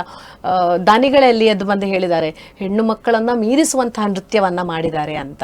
ನಿಜವಾಗ್ಲೂ ಆ ದೇವಿಯ ಒಂದು ಅನುಗ್ರಹ ಅವರಿಗೆ ಇರಬೇಕು. ಆ ನೃತ್ಯವನ್ನ ನೋಡಿ ದಾನಿಗಳು ಕೂತಲ್ಲಿಂದ ಅವರಿಗೆ ಆರ್ಥಿಕ ಬೆಂಬಲವನ್ನ ಘೋಷಣೆ ಮಾಡಿದ್ದಾರೆ.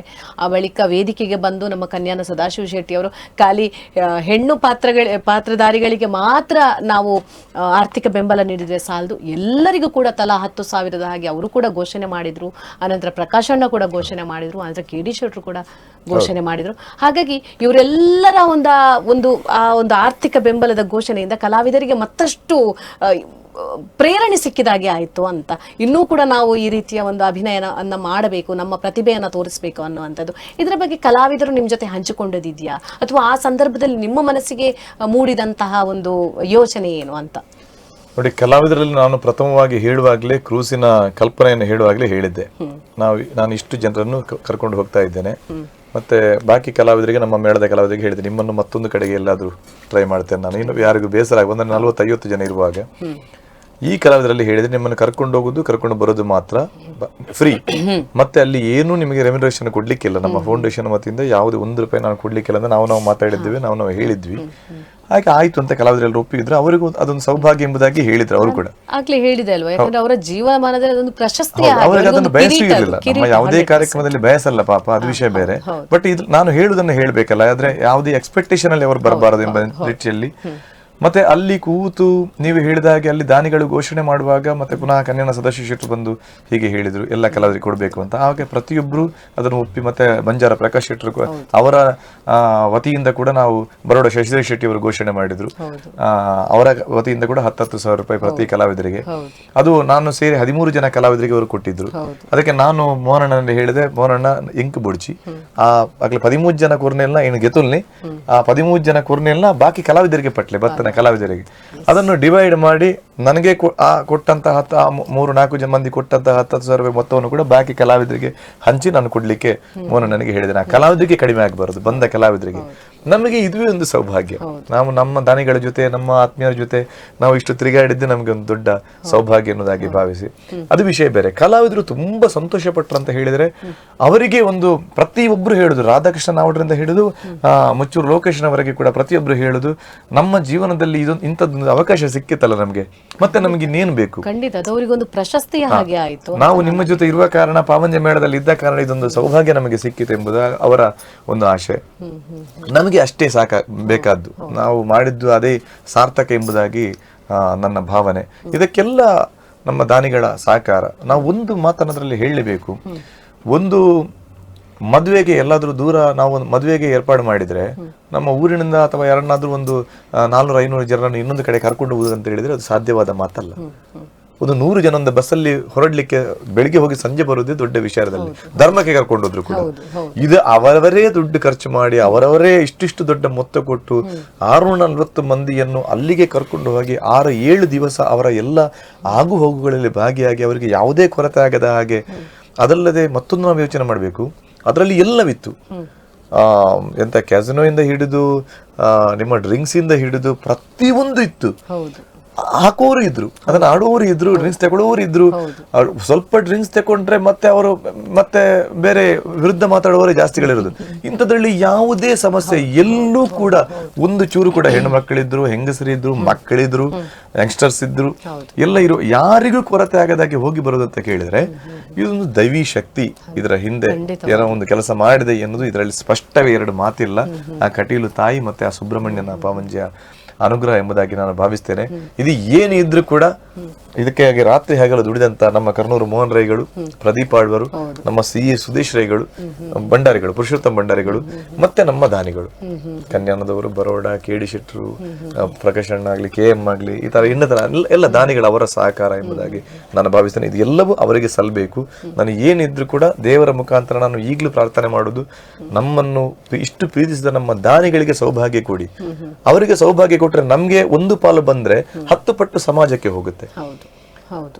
ಇನ್ನೊಂದು ಸತೀಶ್ ಅಣ್ಣ, ನಾನು ನಿಮ್ಮಲ್ಲಿ ಕೇಳಬೇಕು. ಈ ಬಾರಿ ಶಶಿ ಅಣ್ಣನ ಪರಿಕಲ್ಪನೆ ಸಮುದ್ರಯಾನ ಯಶಸ್ವಿ ಆಯಿತು. ಕರ್ನೂರು ಮೋಹನನ್ನ ಹಾಗೆ ನಿಮ್ಮ ಎಲ್ಲ ಪದಾಧಿಕಾರಿಗಳ ಸಹಕಾರದಿಂದ, ಎಲ್ಲ ಕಲಾವಿದರು, ಕಲಾ ಪ್ರೇಕ್ಷಕರ ಸಹಕಾರದಿಂದ ತುಂಬಾ ಯಶಸ್ವಿ ಆಯಿತು. ನಮ್ಮ ಜೀವಮಾನದಲ್ಲಿ ಮಾಡಿದಂಥ ಒಂದು ಸಾಧನೆ ಅಂತಾನೆ ಹೇಳ್ಬೋದು. ನಾವು ಯಾವತ್ತೂ ನೆನಪಲ್ಲಿ ಇಟ್ಕೊಳ್ಬೇಕಾದಂತಹ ಒಂದು ವಿಚಾರ, ಒಂದು ಪ್ರವಾಸ ಅಂತ ಹೇಳ್ಬೋದು. ಇನ್ನೊಂದು ನಾನು ಕೇಳಬೇಕು, ನಿಮ್ಗೆ ಗೊತ್ತಿರ್ಬೋದು, ಇತ್ತೀಚೆಗೆ ಸಚಿನ್ ತೆಂಡೂಲ್ಕರ್ ಕ್ರಿಕೆಟ್ ಮಾಂತ್ರಿಕ ಅಂತ ಹೇಳ್ಬೋದು, ಈಗ ಒಂದು 5-6 ದಿವಸದ ಹಿಂದೆ ಹಾರಾಡುವ ವಿಮಾನದಲ್ಲಿ ಕ್ರಿಕೆಟ್ ಆಡಿ ಒಂದು ಈಗ ಎಲ್ಲದು ವೈರಲ್ ಆಗ್ತಾ ಇದೆ ಆ ವಿಡಿಯೋ. ಮಗಳ ಮತ್ತು ಸೊಸೆಯ ಜೊತೆ, ಹೌದು, ಇಬ್ಬರ ಜೊತೆ ಒಂದು ಅದು ಹೀಗೇನೆ ಆಡಿದಂಥದ್ದು. ಆದ್ರೆ ಸಚಿನ್ ತೆಂಡೂಲ್ಕರ್ ಕ್ರಿಕೆಟ್ ಆಡಿ ಒಂದು ಏನೋ ಒಂದು ದಾಖಲೆ ಬರೆಯುವ ರೀತಿಯಲ್ಲಿ ಆಗಿದೆ. ಹಾಗಾಗಿ ಎಲ್ಲರೂ ಹೇಳ್ತಾ ಇದ್ದಾರೆ ಈಗ ವಿಮಾನಯಾನ ಅಂತ. ಎಲ್ಲೋ ಒಂದು ಕಡೆ ವೇಷ ಹಾಕಿ ಮುಂದಿನ ದಿವಸಗಳಲ್ಲಿ ಕಲಾವಿದರನ್ನ ವಿಮಾನದಲ್ಲಿ ಅವರಿಗೆ ಮನೋರಂಜನೆ ನೀಡುವಂತ ಕೆಲಸ ಆಗ್ಬಹುದಾ?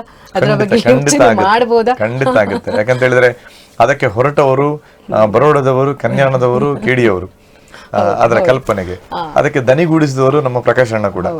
ಕಲ್ಪನೆಯನ್ನ ಹೇಗೆ ಮಾಡಬಹುದು ಅಂತ ನೋಡಬಹುದು. ಹಾಗೆ ಮೋಹನನ್ನ ಕೂಡ ಇದ್ದಾರೆ ಜೊತೆಗೆ.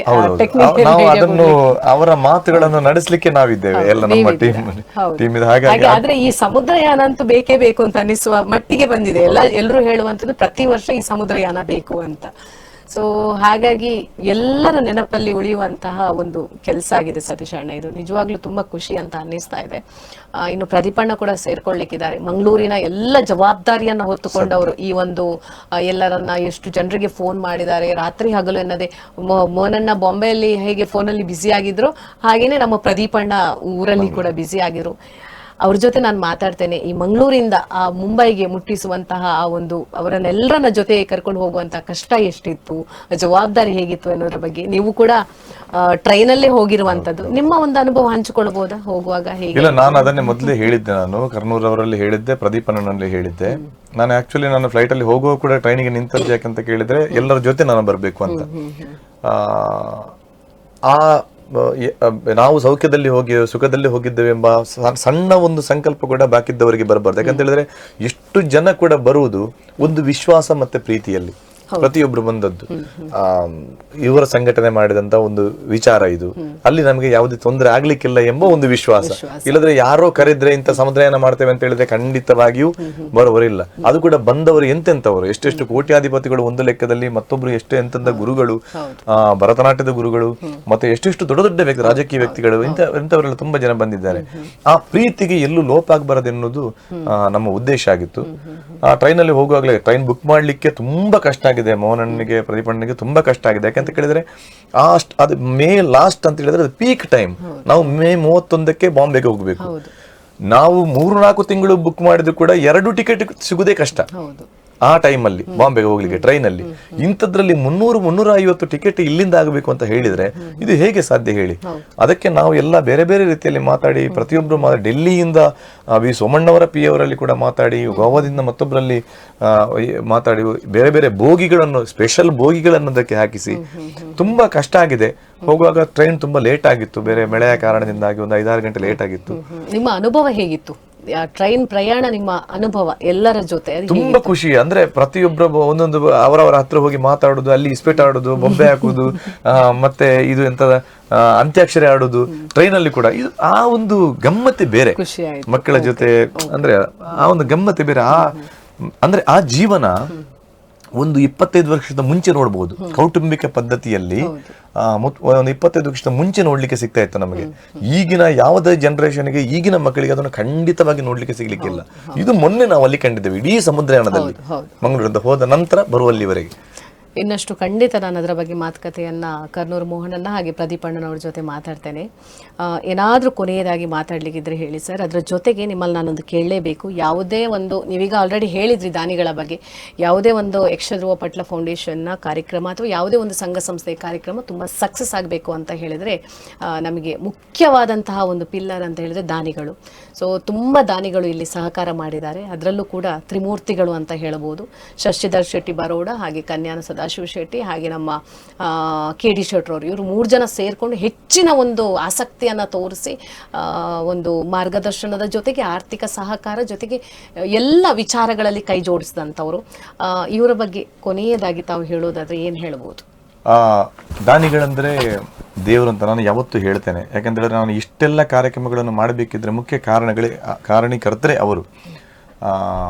ನಮ್ಮ ಗೌರವಾಧ್ಯಕ್ಷ ಸ್ಥಾನವನ್ನು ವಹಿಸಿಕೊಂಡ ನಂತರ ನಮ್ಮ ಡಾಕ್ಟರ್ ಕನ್ಯಾನ ಸದಾಶಿವ ಶೆಟ್ಟರು ಅವರು ನನ್ನ ಮೇಲೆ ಇಟ್ಟಿರುವ ಪ್ರೀತಿ, ವಿಶ್ವಾಸ, ಮತ್ತೆ ಅವರಿಗೆ ನಮ್ಮ ಮೇಲೆ ಇಟ್ಟಿರುವ ಒಂದು ಅಭಿಮಾನ, ಅದಕ್ಕೆ ಯಾವ ರೀತಿಯಲ್ಲಿ ಅವರಿಗೆ ಅಭಿನಂದನೆ ಸಲ್ಲಿಸಿದ್ರು ಕಡಿಮೆನೆ. ಏನು ಆಗಬೇಕು ನನ್ನಿಂದ ಅಂತಲೇ ಕೇಳುವವರು, ಖಾಲಿ ಕೇಳುವುದಲ್ಲ, ಅದರ ಜೊತೆ ಇದ್ದುಕೊಂಡು ಅದರ ನೇತೃತ್ವವನ್ನು ವಹಿಸಿ ಅದನ್ನು ಮಾಡಿ ತೋರಿಸುವಂತಹ ವ್ಯಕ್ತಿತ್ವ ನಮ್ಮ ಕನ್ಯಾನ ಸದಸ್ಯ. ಅದು ನನ್ನ ದೊಡ್ಡ ಸೌಭಾಗ್ಯ ಎಂಬುದಾಗಿ ನಾನು ಭಾವಿಸ್ತೇನೆ. ಮತ್ತೆ ನೀವು ಹೇಳಿದಾಗೆ ಬರೋಡ ಶಶಿಯಣ್ಣ ನನ್ನ ವೈಯಕ್ತಿಕ ವಿಚಾರದಲ್ಲೂ ಪ್ರತಿಯೊಂದು ಹೆಜ್ಜೆಯಲ್ಲೂ ನನಗೆ ಹೆಗಲಿಗೆ ಹೆಗಲಾಗಿ ನಿಂತು ನನ್ನ ಅಣ್ಣನ ಹಾಗೆ ನನ್ನ ಪ್ರತಿಯೊಂದು ಜವಾಬ್ದಾರಿಗಳನ್ನು ಅವರು ವಹಿಸಿಕೊಂಡು ಅವರು ನಡೆಸ್ತಾ ಇರುವುದು ಅದು ಮತ್ತೊಂದು ಸೌಭಾಗ್ಯ. ಮತ್ತೊಂದು ನಮಗೆ, ನಮ್ಮ ಇಡೀ ಸಮಾಜಕ್ಕೆ ಮತ್ತೊಬ್ರು ಆದರ್ಶ ವ್ಯಕ್ತಿ ಅಂತ ಕೇಳಿದ್ರೆ ನಮ್ಮ ಬಂಜಾರ ಪ್ರಕಾಶ್ ಶೆಟ್ರು. ಅವರು ಹಾಗೆ, ಅವರಿಗೆ ಮೊನ್ನೆ ಒಂದು ಸಮುದಾಯಕ್ಕೆ ಬರ್ಲಿಕ್ಕೆ ಆಗ್ಲಿಲ್ಲ ಅಂತ ಒಂದು ವಿಷಯ ಬಿಟ್ರೆ ನಮ್ಮ ಪ್ರತಿಯೊಂದು ವಿಚಾರದಲ್ಲೂ ಸತೀಶಣ್ಣ ದಾದಾವಡ್ ಪಟ್ಲೇರೆ ಅಂತ ನಾವು ಫೋನ್ ಮಾಡಿದ ಕೂಡಲೇ ಎಂತ ಬ್ಯುಸಿಯಲ್ಲಿದ್ರು ಕೂಡ, ಮೊನ್ನೆ ಅವರಿಗೆ ಸಿಂಗಾಪುರಕ್ಕೆ ಹೋಗ್ಲಿಕ್ಕೆ ಇರುವ ಕಾರಣ ಅವರಿಗೆ ಬರ್ಲಿಕ್ಕೆ ಆಗ್ಲಿಲ್ಲ. ಅದರ ಎಡೆಯಲ್ಲಿ ಕೂಡ ಬಾಲಣ್ಣನಲ್ಲಿ ಕೂಡ ಹೇಳಿ ಕಳಿಸಿದ್ದಾರೆ, ದಾದಲ್ನ ಆವುಡು ದಂಡ ಕೇಳ್ನೆ ಸತೀಶಣ್ಣಡ ಎಂಜಿನ ಆವುಡು ಅಂತ ಹೇಳಿ. ನಮ್ಮ ದೊಡ್ಡ ದಾನಿಗಳು KD ಶೆಟ್ರ ಬಗ್ಗೆ ಈಗಾಗಲೇ ನಾನು ಹೇಳಿ ಆಯ್ತು. ಪ್ರತಿಯೊಂದು ವಿಚಾರದಲ್ಲೂ ನಮ್ಗೆ ಜೊತೆ ಆಗುವವರು. ಇಂಥ ಅನೇಕ ದಾನಿಗಳಿದ್ದಾರೆ, ಪ್ರತಿಯೊಂದು ಕೋಟಿಗಟ್ಟಲೆ ನೀಡಿದ ದಾನಿಗಳಿದ್ದಾರೆ, 1 ಲಕ್ಷ ರೂಪಾಯಿ 10,000 ರೂಪಾಯಿ ಕೊಟ್ಟಂತ ದಾನಿಗಳೆಲ್ಲರೂ ಇದ್ದಾರೆ. ಇವರೆಲ್ಲ ಇಟ್ಟಿರುವ ಪ್ರೀತಿಯಿಂದಾಗಿ ಈ 11 ವರ್ಷದಲ್ಲಿ ಸುಮಾರು 18 ಕೋಟಿ ರೂಪಾಯಿಯವರೆಗೆ ಬೇರೆ ಬೇರೆ ರೀತಿಯಲ್ಲಿ ನಮ್ಮ ಫೌಂಡೇಶನ್ ಇಂದ ಕಲೆಗೆ, ಕಲಾವಿದರಿಗೆ ಸ್ಪಂದಿಸಲಿಕ್ಕೆ ಆಯಿತು. ಮೊನ್ನೆ ತಾನೇ ನೀವು ನೋಡಿದ್ರಿ, ವಿಶೇಷವಾಗಿ ಈ ವರ್ಷ ಸ್ಕಾಲರ್ಶಿಪ್ ಸುಮಾರು 4,000ಕ್ಕಿಂತ ಹೆಚ್ಚು ವಿದ್ಯಾರ್ಥಿಗಳಿಗೆ ಸ್ಕಾಲರ್ಶಿಪ್ ಅನ್ನು ನೀಡಿದೆವು. ಇದೆಲ್ಲ ದಾನಿಗಳ ನೆರವಿನಿಂದ. ನನ್ನ ಏನು ಕ್ರೆಡಿಟ್ ಇದ್ರೂ ಆ ದಾನಿಗಳಿಗೆ ಸಮರ್ಪಣೆ ಆಗಬೇಕೆಂಬುದು ನನ್ನ ಪ್ರಾರ್ಥನೆ. ಸತೀಶಣ್ಣ, ಇಷ್ಟು ಹೊತ್ತು ನಮ್ಮ ಜೊತೆ ಇದ್ದು ಸಮುದ್ರಯಾನದ ಆ ಮೆಲುಕನ್ನು, ಆ ಸವಿ ನೆನಪುಗಳನ್ನು ನಮ್ಮ ಜೊತೆ ಹಂಚಿಕೊಂಡ್ರೆ. ತಾವು ನಿಜವಾಗ್ಲೂ ಕಲಾವಿದರ ಕಾಮಧೇನು, ಅದರ ಜೊತೆಗೆ ನಮ್ಮ ಯಕ್ಷಗಾನದ ಧ್ರುವತಾರೆ ಅಂತಾನು ಹೇಳ್ಬೋದು. ತಾವು ಬಂದಂತಹ ಕಷ್ಟ, ನೋವುಗಳು, ಬಾಲ್ಯದ ಸಮಯದಲ್ಲಿ ಕಳೆದಂತಹ ಆ ದಿನಗಳು ಇನ್ನೊಬ್ಬ ಕಲಾವಿದನಿಗೆ ಬರದೇ ಇರಲಿ, ನನಗಾದಂತಹ ಕಷ್ಟ ಮತ್ತೊಬ್ಬನಿಗೆ ಸಿಗದೇ ಇರಲಿ, ಅವರ ಕಷ್ಟಕ್ಕೆ ಬೆಂಗಾವಲಾಗಿ ನಾನು ಇರ್ತೀನಿ ಅಂತ ಸಮಾಜ ಸೇವೆ ಅಂತ ಹೇಳಿ ಯಕ್ಷಧ್ರುವ ಪಟ್ಲ ಫೌಂಡೇಶನ್ನ ಮುಖಾಂತರ ತಾವು ಮಾಡ್ತಾ ಇದ್ದೀರಾ. ಹಲವಾರು ದಾನಿಗಳ ಸಹಕಾರದಿಂದ ಮುಂದುವರಿಸ್ಕೊಂಡು ಹೋಗ್ತಾ ಇದ್ದೀರಾ. ಕೇವಲ ಒಬ್ಬ ವ್ಯಕ್ತಿಯಲ್ಲಿ ಎಲ್ಲ ರೀತಿಯ ಒಂದಲ್ಲ ಒಂದು ಪ್ರತಿಭೆ ಖಂಡಿತವಾಗಿ ಇದ್ದೇ ಇರತ್ತೆ. ನಿಮ್ಮ ಆ ಒಂದು ಕಂಠದ ಧ್ವನಿಯನ್ನ ಹಿಡ್ಕೊಂಡು ಇವತ್ತು ಯಕ್ಷಗಾನವನ್ನ ವಿಶ್ವಗಾನವನ್ನಾಗಿ ಮೇಳೈಸಿದಂತಹ ಕೀರ್ತಿ ಪತಾಕೆ ಇದ್ರೆ ಅದು ನಿಮಗೆ ಖಂಡಿತ ಸಲ್ಲತ್ತೆ. ಇದು ಎಲ್ಲರೂ ಹೇಳುವಂತಹ ಮಾತು. ಹಾಗಾಗಿ ಈ ಯಕ್ಷಗಾನದ ಈ ಕಲಾ ಸರಸ್ವತಿಯ ಸೇವೆ ಯಾವತ್ತೂ ನಿಮ್ಮ ಜೊತೆ ಆಗ್ತಾ ಇರಲಿ. ನಿಮ್ಮಿಂದ ಅದೆಷ್ಟೋ ಕಲಾವಿದರು ಹುಟ್ಟು ಬರಲಿ, ಅದೆಷ್ಟೋ ಕಲಾವಿದರಿಗೆ ನಿಮ್ಮಿಂದ ಆಸರೆಯಾಗಲಿ. ಕಲಾವಿದರ ಕಾಮಧೇನುವಾಗಿ ತಾವು ತಮ್ಮ ಜೀವನವನ್ನು ಮುಂದುವರಿಸಿ, ಜೊತೆಗೆ ಸಮಾಜದಲ್ಲಿ ಉತ್ತಮ ಗೌರವ, ಸ್ಥಾನ, ಮಾನ, ಪ್ರಶಸ್ತಿಗಳು, ಎಲ್ಲರ ಶುಭ ಹಾರೈಕೆಗಳು, ದಾನಿಗಳ ಸಹಕಾರ, ದಾನಿಗಳ ಮಾರ್ಗದರ್ಶನ, ಆರ್ಥಿಕತೆಯ ಕ್ರೋಢೀಕರಣ ನೀರಿನ ರೀತಿಯಲ್ಲಿ ಹರಿದು ಬರಲಿ. ತಮ್ಮ ಕಲಾ ಸೇವೆಗೆ ಆ ಭಗವಂತ, ಆ ಕಟೀಲಿನ ಶ್ರೀತಾಯಿ ಯಾವಾಗಲೂ ಅನುಗ್ರಹಿಸಲಿ ಅಂತ ಹೇಳ್ತಾ ಇಷ್ಟೊತ್ತು ನಮ್ಮ ಜೊತೆ ಇದ್ರಿ. ನಿಮ್ಮ ಹಿತವಾದ ಮಾತುಗಳಿಗೆ, ನಿಮ್ಮ ಸವಿ ಸಮುದ್ರಯಾನದ ಸವಿ ನೆನಪುಗಳನ್ನು ಹಂಚಿಕೊಂಡದಕ್ಕೆ ತಮಗೆ ಆತ್ಮೀಯವಾದ ಹೃದಯ ಸ್ಪರ್ಶಿ ಧನ್ಯವಾದಗಳು. ಥ್ಯಾಂಕ್ ಯು ಮಮತಾ ಅವರೇ. ಥ್ಯಾಂಕ್ ಯು ಅಭಿಮತ ವಾಹಿನಿ ಎಲ್ಲ ಬಂಧುಗಳಿಗೆ ನಮನಗಳು. ಓಕೆ ವೀಕ್ಷಕರೇ, ಇದೀಗ ನಮ್ಮ ಜೊತೆ ಸೇರ್ಕೊಳ್ತಾ ಇದ್ದಾರೆ ನಮ್ಮ ಯಕ್ಷಧ್ರುವ ಪಟ್ಲ ಫೌಂಡೇಶನ್ನ ಸಂಘಟನಾ ಕಾರ್ಯದರ್ಶಿಯಾಗಿರ್ತಕ್ಕಂತಹ ಪ್ರದೀಪ್ ಆಳ್ವ ಅವರು. ಮೊದಲಿಗೆ ಇವರನ್ನ ಕಾರ್ಯಕ್ರಮಕ್ಕೆ ಸ್ವಾಗತಿಸೋಣ. ಸರ್, ತಮಗೆ ಕಾರ್ಯಕ್ರಮಕ್ಕೆ ಆತ್ಮೀಯವಾದ ಸ್ವಾಗತ. ಪ್ರದೀಪ್ ಆಳ್ವ ಅವರು ನಿಮ್ಗೆ ಗೊತ್ತಿರ್ಬೋದು, ತುಂಬ ನಾಜೂಕಿನ ವ್ಯಕ್ತಿ, ಸೈಲೆಂಟ್ ಆಗಿರ್ತಾರೆ. ಆದರೆ ಅವರಲ್ಲಿರುವಂತಹ ಪ್ರತಿಭೆ ಅದು ಕೆಲವರಿಗೆ ಮಾತ್ರ ಗೊತ್ತು. ಯಾಕಂತ ಹೇಳಿದರೆ ತುಂಬ ವ್ಯಕ್ತಿಗಳು ನೋಡೋದಕ್ಕೆ ಹೇಗಿದ್ರೂ ಅವರಲ್ಲಿ ತುಂಬ ಪ್ರತಿಭೆಗಳಿರುತ್ತವೆ. ನಿಮಗೆ ತುಂಬ ಟೆನ್ಷನಲ್ಲಿದ್ದೀರಾ, ನಗಾಡಬೇಕು ಅಂತ ಹೇಳಿದ್ರೆ ಇವರನ್ನು ಕಾಂಟ್ಯಾಕ್ಟ್ ಮಾಡಿದ್ರಾಯ್ತು. ತುಂಬ ಚೆನ್ನಾಗಿ ನಗಾಡಿಸ್ತಾರೆ ಕೂಡ, ತುಂಬ ಹಾಸ್ಯ ಮಾಡ್ತಾರೆ. ಸೊ ಅದಕ್ಕೆ ಕೆಲವೊಂದು ವರ್ಡ್ಗಳನ್ನೆಲ್ಲ ಯೂಸ್ ಮಾಡಿ ನನ್ನನ್ನು ಹೇಳಲೇಬೇಕು ನಿಮಗೆ. ಯಾಕಂದರೆ ನಾವು ಯಾವಾಗಲೂ ಅಂದ್ಕೊಳ್ಬೇಕಾ ಪ್ರದೀಪ್ ಅಣ್ಣ ಅವರಷ್ಟಕ್ಕೆ ಇರೋದು, ಏನಿಲ್ಲ ಹಾ ಹೂ ಅಂತ. ಖಂಡಿತ ಅಲ್ಲ, ತುಂಬ ಕಲೆ ಅವರಲ್ಲಿ ಇದೆ, ಅದನ್ನು ನಾನು ಕಂಡುಕೊಂಡಿದ್ದೀನಿ ಕೂಡ. ಪ್ರದೀಪ್ ಅಣ್ಣ ಸಮುದ್ರಯಾನವನ್ನು ತುಂಬ ಯಶಸ್ವಿಯಾಗಿ ಮಾಡಿಕೊಟ್ಟಂತಹ ಅಥವಾ ಯಶಸ್ವಿಯಾಗಿ ನೆರವೇರಿದಂತ ನಮ್ಗೆ ಗೊತ್ತಿದೆ. ಸೊ ಅದರಲ್ಲಿ ಒಂದು ಕೀರ್ತಿ, ಒಂದು ಗರಿ ನಿಮ್ಮಲ್ಲೂ ಇದೆ. ಯಾಕಂತ ಹೇಳಿದ್ರೆ ಈ ಊರಿನಿಂದ ಮುಖ್ಯವಾಗಿ ಸುಮಾರು 300ಕ್ಕಿಂತಲೂ ಹೆಚ್ಚು ಒಂದು ಪ್ರವಾಸಿಗರನ್ನ ಬೊಂಬೈಗೆ ಕರ್ಕೊಂಡು ಹೋಗಿ, ಯಾವುದು ರೈಲು ಮುಖಾಂತರ ಬಾಂಬೆಗೆ ಕರ್ಕೊಂಡು ಹೋಗಿ ಅವರನ್ನು 5 ದಿವಸ ಅಲ್ಲಿ ಒಂದು ಸೇಫ್ ಆಗಿ ನೋಡಿಕೊಂಡಂತಹ ಒಂದು ಜವಾಬ್ದಾರಿ, ಅವರೊಂದು ಆ ಖುಷಿ ಪಡ್ಕೊಂಡಿದ್ದಾರೆ. ಇವತ್ತೂ ಕೂಡ ಅದನ್ನು ಅವರ ಆ ನೆನಪಿನಿಂದ ಇನ್ನೂ ಕೂಡ ಹೊರಗೆ ಬಂದಿಲ್ಲ. ಅಂತಹ ಒಂದು ಖುಷಿಯನ್ನು ಇವಾಗಲೂ ಸಂಭ್ರಮಿಸ್ತಾ ಇದ್ದಾರೆ. ಸೊ ಈ ಒಂದು ಜನರನ್ನು ಒಟ್ಟುಗೂಡಿಸ್ಲಿಕ್ಕೆ ನೀವು ಪಟ್ಟಂತಹ ಕಷ್ಟ, ಅವರಲ್ಲಿ ಹಣವನ್ನು ಕಲೆಕ್ಟ್ ಮಾಡಲಿಕ್ಕೆ ನೀವು ಮಾಡಿಕೊಂಡಂತಹ, ಅವರಿಗೆ ಕೊಟ್ಟಂತಹ ಕಿರಿಕಿರಿ ಅಥವಾ ಫೋನ್ ಕಾಲ್ಗಳು, ಎಷ್ಟು ರಾತ್ರಿ ನಿದ್ದೆ ಮಾಡಿಲ್ಲ ನೀವು. ನಿಮ್ಮ ಅನುಭವ ಹೇಳೋದಾದ್ರೆ ಹೇಗಿತ್ತು? ಜನರ ಜೊತೆಗಿನ ಆ ಒಂದು ಸಂಭಾಷಣೆ ಇರ್ಬೋದು, ಅವ್ರ ಜೊತೆ ಮಾತಾಡುವಂತಹ ಶೈಲಿ ನಿಮಗೆ ಯಾವ ರೀತಿಯ ಅನುಭವವನ್ನು ನೀಡಿತು? ಎಲ್ಲ ಪ್ರೇಕ್ಷಕರಿಗೆ ನಮಸ್ಕಾರ. ನೀವು ಹೇಳಿದ್ದು ಸರಿ. ನನಗೆ ಗರಿ ಅಂತ ಹೇಳಿದ್ದೀನಿ. ನನ್ನ ಗರಿ ಅಲ್ಲ, ನಮ್ಮ ಯಕ್ಷಧ್ರುವ ಪಟ್ಲ ಫೌಂಡೇಶನ್ಗೆ ಒಂದು ಗರಿ. ನಾನು ಯಕ್ಷಧ್ರುವ ಪಟ್ಲ ಫೌಂಡೇಶನ್ನ ಒಂದು ಪ್ರತಿನಿಧಿಯಾಗಿ ಕೆಲಸ ಮಾಡಿದ್ದೇನೆ ಅಂತ ಹೇಳಲಿಕ್ಕೆ ಹೆಮ್ಮೆ ಪಡ್ತೇನೆ.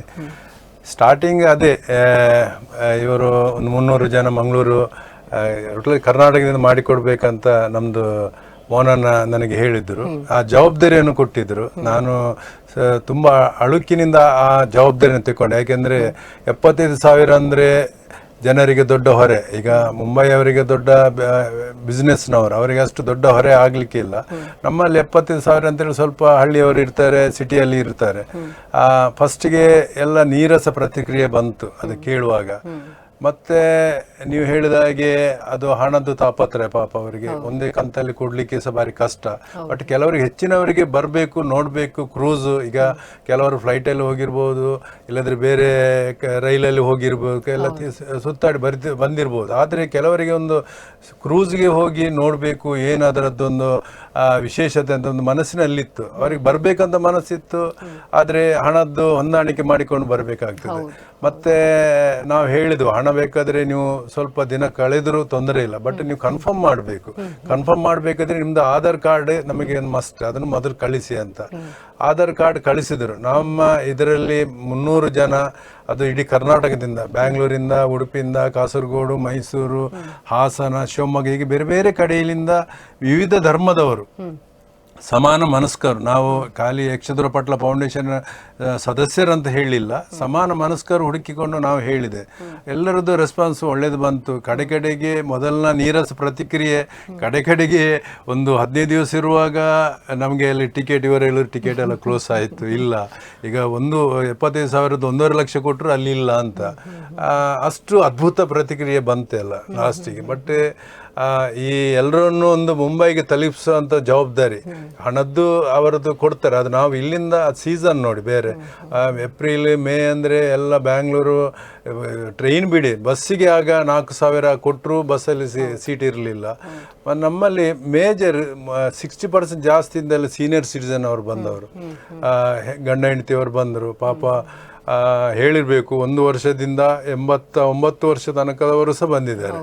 ಅವರಿಗೆ ಅವರನ್ನು ನಮ್ಮ ಜವಾಬ್ದಾರಿ ತಗೊಳ್ಳುವ ನಂತರ ಅವರನ್ನು ಮುಂಬೈಗೊಂದು ಮುಟ್ಟಿಸುವುದು ಒಂದು ನನ್ನ ದೊಡ್ಡ ಜವಾಬ್ದಾರಿ ಆಗಿತ್ತು. ಕೆಲವರಿಗೆ ಪಾಪ ನಾವು 5 ಟ್ರೈನಲ್ಲಿ ಇಲ್ಲಿಂದ ಕರ್ಕೊಂಡು ಹೋಗಿದ್ದೆ, ಒಂದೇ ಟ್ರೈನಲ್ಲಿ ಸೀಟ್ ಸಿಗಲಿಲ್ಲ.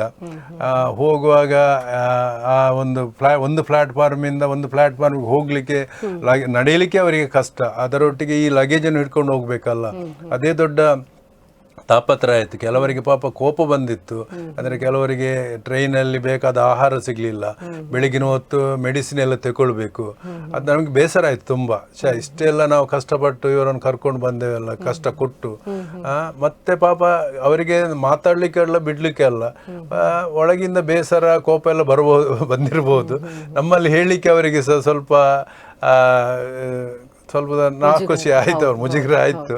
ಬಟ್ ಪಾಪ ನಮಗೆ ತುಂಬ ಕೋಪರೇಟ್ ಕೊಟ್ಟಿದ್ದಾರೆ ಇಲ್ಲಿಂದ ಬಂದವರು. ಎಲ್ರಿಗೂ ನಾನು ಈ ವಾಹಿನಿಯ ಮೂಲಕ ನಮ್ಮಿಂದ ಏನೋ ತಪ್ಪಾಗಿದ್ದರೆ ಅದು ಕ್ಷಮಿಸಬೇಕಂತ ಈ ವಾಹಿನಿಯ ಮೂಲಕ ಅವರಿಗೆ ನಾನು ಹೇಳೋದಿಷ್ಟೇ. ನೀವು ಮಂಗಳೂರಲ್ಲಿ ಇಷ್ಟು ಕಷ್ಟಪಟ್ಟಿದ್ದೀರಾ, ಇಷ್ಟು ಅದವರನ್ನು ಸೇರಿಸ್ಕೊಂಡು ಆ ಮುಂಬೈಗೆ ತಲುಪಿಸುವಂತಹ ಕೆಲಸ, ಊಟದ ಸಮಸ್ಯೆ ಇರ್ಬೋದು ಅಥವಾ ಟಿಕೆಟ್ ಸಮಸ್ಯೆ ಇರ್ಬೋದು. ನೀವು ಮಂಗಳೂರಲ್ಲಿ ಕಷ್ಟಪಟ್ಟರೆ ನಮ್ಮ ಕರ್ನೂರು ಮೋಹನಣ್ಣ ಮುಂಬೈಯಲ್ಲಿ ಸರ್ಕಸ್ ಮಾಡ್ತಾ ಇದ್ರು. ಅಂದರೆ ಅಲ್ಲಿ ಅವರು ಎಲ್ಲ ಒಂದು ಜವಾಬ್ದಾರಿಯನ್ನು ಕೂಡ ವಹಿಸಿದ್ರು, ಜೊತೆಗೆ ಈ ಜನರನ್ನು ಸೇರಿಸುವಂಥ ಕೆಲಸ ಮಾಡಬೇಕಿತ್ತು. ನಿಮ್ಮ ಅನುಭವ ಹೇಗಿತ್ತು ಸರ್? ನೋಡಿ, ನಾವು 600 ಮಂದಿ, ನಾನು ಆವಾಗಲೇ ಹೇಳಿದ್ದೇನೆ 600. ಸತೀಶ್ ಅಣ್ಣನಲ್ಲಿ ಹೇಳಿದ್ದೆ 300 ಮಂದಿ ಊರಿನವರು, 300 ಮಂದಿ ನಮ್ಮ ಮಹಾರಾಷ್ಟ್ರ ಗುಜರಾತ್ ಒಟ್ಟು ಸೇರಿ ಆಯ್ತು. ನಾವು 300 ಮಂದಿ ಮಾಡ್ತೇವೆ. ಅದರ ಸಂಪೂರ್ಣ ಜವಾಬ್ದಾರಿ ಪ್ರದೀಪ್ ಆಳ್ವರ ಹೆಗಲ ಮೇಲೆ. ನಾನು ಪ್ರದೀಪ್ ಆಳ್ವರು ದಿವಸಕ್ಕೆ 20 ಸಲ 25 ಸಲ ಮಾತಾಡಿದ್ದು ಉಂಟು.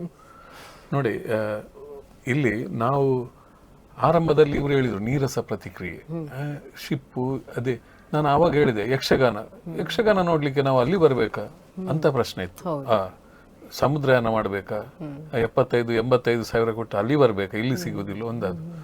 ಇನ್ನೊಂದು ವಾರ್ ಸ್ಟಾರ್ಟ್ ಆಗಿತ್ತು ನೋಡಿ. ಈ ವಾರ್ನ ಹೆದರಿಕೆ, ಯುದ್ಧ ಬಹಳ ಜೋರಾದ್ರೆ, ವಿಷಮ ಸ್ಥಿತಿಗೆ ಬಂದ್ರೆ ನಾವು ಕೊಟ್ಟ ಹಣಕ್ಕೆ ಯಾರು ಜವಾಬ್ದಾರಿ? ಇದು ಒಂದು ಕಡೆ. ಇನ್ನೊಂದು ಕಡೆ ಒಂದು ರೋಗ ಹರಡಿತ್ತು, ಅದು ಕೂಡ ಶಿಪ್ನಲ್ಲಿ, ಎಬೋಲಾ ಅನ್ನುವಂಥ ರೋಗ. ಇನ್ನು ಕೆಲವರು ಹೇಳುದು, ಇದು ಹವಾಮಾನ ತಜ್ಞರು ಮೊದಲು ಹೇಳಿದ್ದಾರೆ ಜೂನ್ 1ನೇ ತಾರೀಕಿನಿಂದ ಸೈಕ್ಲೋನ್ ಬರ್ತದೆ. ಹೀಗೆಲ್ಲ ಒಟ್ಟು ದ್ವಂದ್ವ. ಏನು ಮಾಡುವುದು? ನಾವು ಜನ ಆಗ್ಬೇಕು ನಮ್ಗೆ. ನಾವು ಇಷ್ಟು ಕೋಟಿ ನಮ್ಮ ದಾನಿಗಳು ಕೊಟ್ಟಿದ್ದಾರೆ, ಅವರ ಹಣವನ್ನ ಆಮೇಲೆ ನಾವು ರಿಟರ್ನ್ ಮಾಡಬೇಕು. ಇಷ್ಟು ಟೆನ್ಷನ್ ಉಂಟು. ಆದ್ರೂ ನಮ್ಮ ಒಂದು ಹೋರಾಟ ಇತ್ತು. ಇವರು 300, ನಾನು 300 ಬಾಂಬೆಯಲ್ಲಿ. ಅದರಲ್ಲೂ ಕೂಡ ಅವರ ಕಂಡೀಷನ್ 1 ವರ್ಷದ ಒಳಗಿನ ಮಕ್ಕಳಿಗೆ ಪ್ರವೇಶ ಇಲ್ಲ, 1 ವರ್ಷದಿಂದ ನಂತರ ಇದೆ. ಹೌದು. ಹಾಗಾಗಿ ನಾವು ರೇಟ್ ಎಲ್ಲ ಡಿಸೈಡ್ ಮಾಡಿದಾಗ, ನಾನು ಕೇಳಿದಾಗ ಊರಿನಲ್ಲಿ ಒಂದು 60 ಸಾವಿರವರೆಗೆ ಕೊಡಬಹುದು, ಅದಕ್ಕಿಂತ ಹೆಚ್ಚು ಟೂರಿಗೆ ಕಷ್ಟ ಜನರು ಬರುವುದು. ನೋಡಿ, ನಾವು ಬಾಂಬೆಲ್ಲಾದ್ರೂ ನಾವು ಹೇಗಾದ್ರೂ ಬಿಸ್ನೆಸ್ ಮ್ಯಾನ್, ಉದ್ಯಮಿಗಳು, ನಾವೇನು ಮಾಡಿದ್ದೇವೆ, 75,000ದ ಈ ಇಂಟೀರಿಯರ್ ಕ್ಯಾಬಿನ್ ಅದನ್ನೊಂದು 400 ಬುಕ್ ಮಾಡಿ, ಓಷನ್ ವ್ಯೂ ವಿಂಡೋ ಇದ್ದದ್ದು ನಿಮ್ಗೆ ಗೊತ್ತುಂಟು, ನೀವು ಬಂದಿದ್ದೀರಿ, ಅದೊಂದು 200. ನಿಜವಾಗಿ ಮೊದಲು 300 ಮಾಡಿದ್ದು, ಈಗ ಆಗ್ತದೆ ಅಂತೇಳಿ ಯಾರಾದ್ರೂ ಹೆಚ್ಚು ಹಣ ಕೊಟ್ಟು, ಹಾಗಾಗಿ ಅದನ್ನು ಮಾಡಿದೆವು. ಇಲ್ಲಿ ಸಮಸ್ಯೆ ಆದದ್ದಲ್ಲಿ ಅದು ಹೆಚ್ಚು ಬುಕ್ ಆದದ್ದೇ ಮಂಗಳೂರಿನಿಂದ, ಯಾವುದು 85,000ದ. ಹಾಗಾಗಿ ಹೆಚ್ಚಿನವರಿಗೆ ಸ್ವಲ್ಪ ಇದಾಯ್ತು, ನಮಗೆ ಅದು ಓಷನ್ ವ್ಯೂ ಬೇಕಿತ್ತು. ಅದರಲ್ಲಿಂದು ವಿಂಡೋ ಕಡಲನ್ನು ಸಮುದ್ರವನ್ನು ನೋಡಲಿಕ್ಕೆ, ಬಾಕಿ ಏನಿಲ್ಲ. ಬಾಕಿ ಮೇಲೆ ಹೋದರೆ 10th ಫ್ಲೋರಿಗೆ ಹೋದರೆ ಎಲ್ರಿಗೂ ನೋಡುವ ಅವಕಾಶ.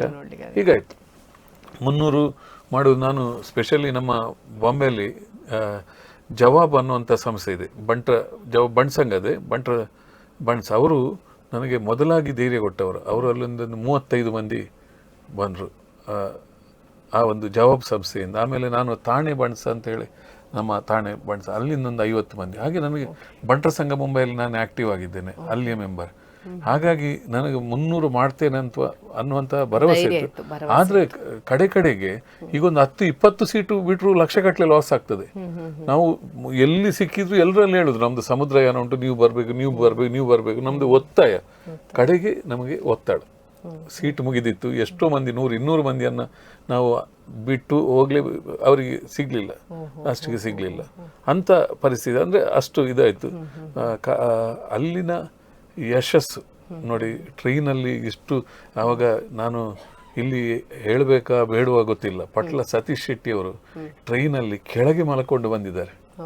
ಸಾಮಾನ್ಯರಲ್ಲಿ ಸಾಮಾನ್ಯನಾಗಿ ಒಬ್ಬ ಇಷ್ಟು ದೊಡ್ಡ ಅವರು ಸೆಲೆಬ್ರಿಟಿ ನಮಗೆ, ಅವರು ಆ ರೀತಿಯಲ್ಲಿ ಬಂದಿದ್ದಾರೆ. ಯಾಕಂದರೆ ನಾನು ಎಲ್ಲರ ಜೊತೆ ನಾನು ಕೂಡ ಇದ್ದೇನೆ ಅನ್ನೋದನ್ನು ತೋರಿಸಿದ್ದಾರೆ ಪಟ್ಲ ಸತೀಶ್ ಶೆಟ್ಟಿ ಅವರು. ಅವರಿರುವಾಗ ನಾನು ಹೇಳಿಲ್ಲ, ಆದರೆ ನೋಡಿ ಒಂದು ಎಂಥ ಸರಳ ವ್ಯಕ್ತಿತ್ವ. ಅವ್ರು ಹೇಳಿದರು, ನನಗೆ ಎಲ್ಲಿ ಮೇಲೆ ಕ್ಯಾಬಿನ್ ಅಲ್ಲ, ನನಗೆ ಯಾವುದಾದ್ರೂ ಸಣ್ಣದು ಕೊಡಿ, ನಮ್ಮ ಫ್ಯಾಮಿಲಿ, ಅವರ ಇಡೀ ಫ್ಯಾಮಿಲಿ ಬಂದಿದ್ದಾರೆ ನೋಡಿ. ಎಂಥ ಒಂದು ಸರಳ ವ್ಯಕ್ತಿತ್ವದ ಮನುಷ್ಯ. ಅವರ ಜೊತೆ ನಾವು ಪ್ರವಾಸ ಹೋಗೋದು, ಎಲ್ಲರೂ ಅವರ ಮೇಲಿನ ವಿಶ್ವಾಸ, ನಮ್ಮ ಮೇಲಿನ ಪ್ರೀತಿ, ನಂಬಿಕೆ ಇಟ್ಟು ಬಂದವರು.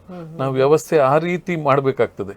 ನಾನು ವಿಶೇಷವಾಗಿ ಅಲ್ಲಿ ನಮಗೆ, ನೀವು ನೋಡಿದ್ದೀರಿ, ನಮ್ಮ 4th, 5th, 10th ಫ್ಲೋರಲ್ಲಿ ನಮ್ಮ ರೆಸ್ಟೋರೆಂಟ್, ಅಂದರೆ ನಾವು ಫುಡ್ ಕೋರ್ಟ್, ಅಲ್ಲಿ ಇದರ ಇನ್ಚಾರ್ಜ್ ಪ್ರಣಾಮ್ ಶೆಟ್ಟಿ ಅಂತೇಳಿ.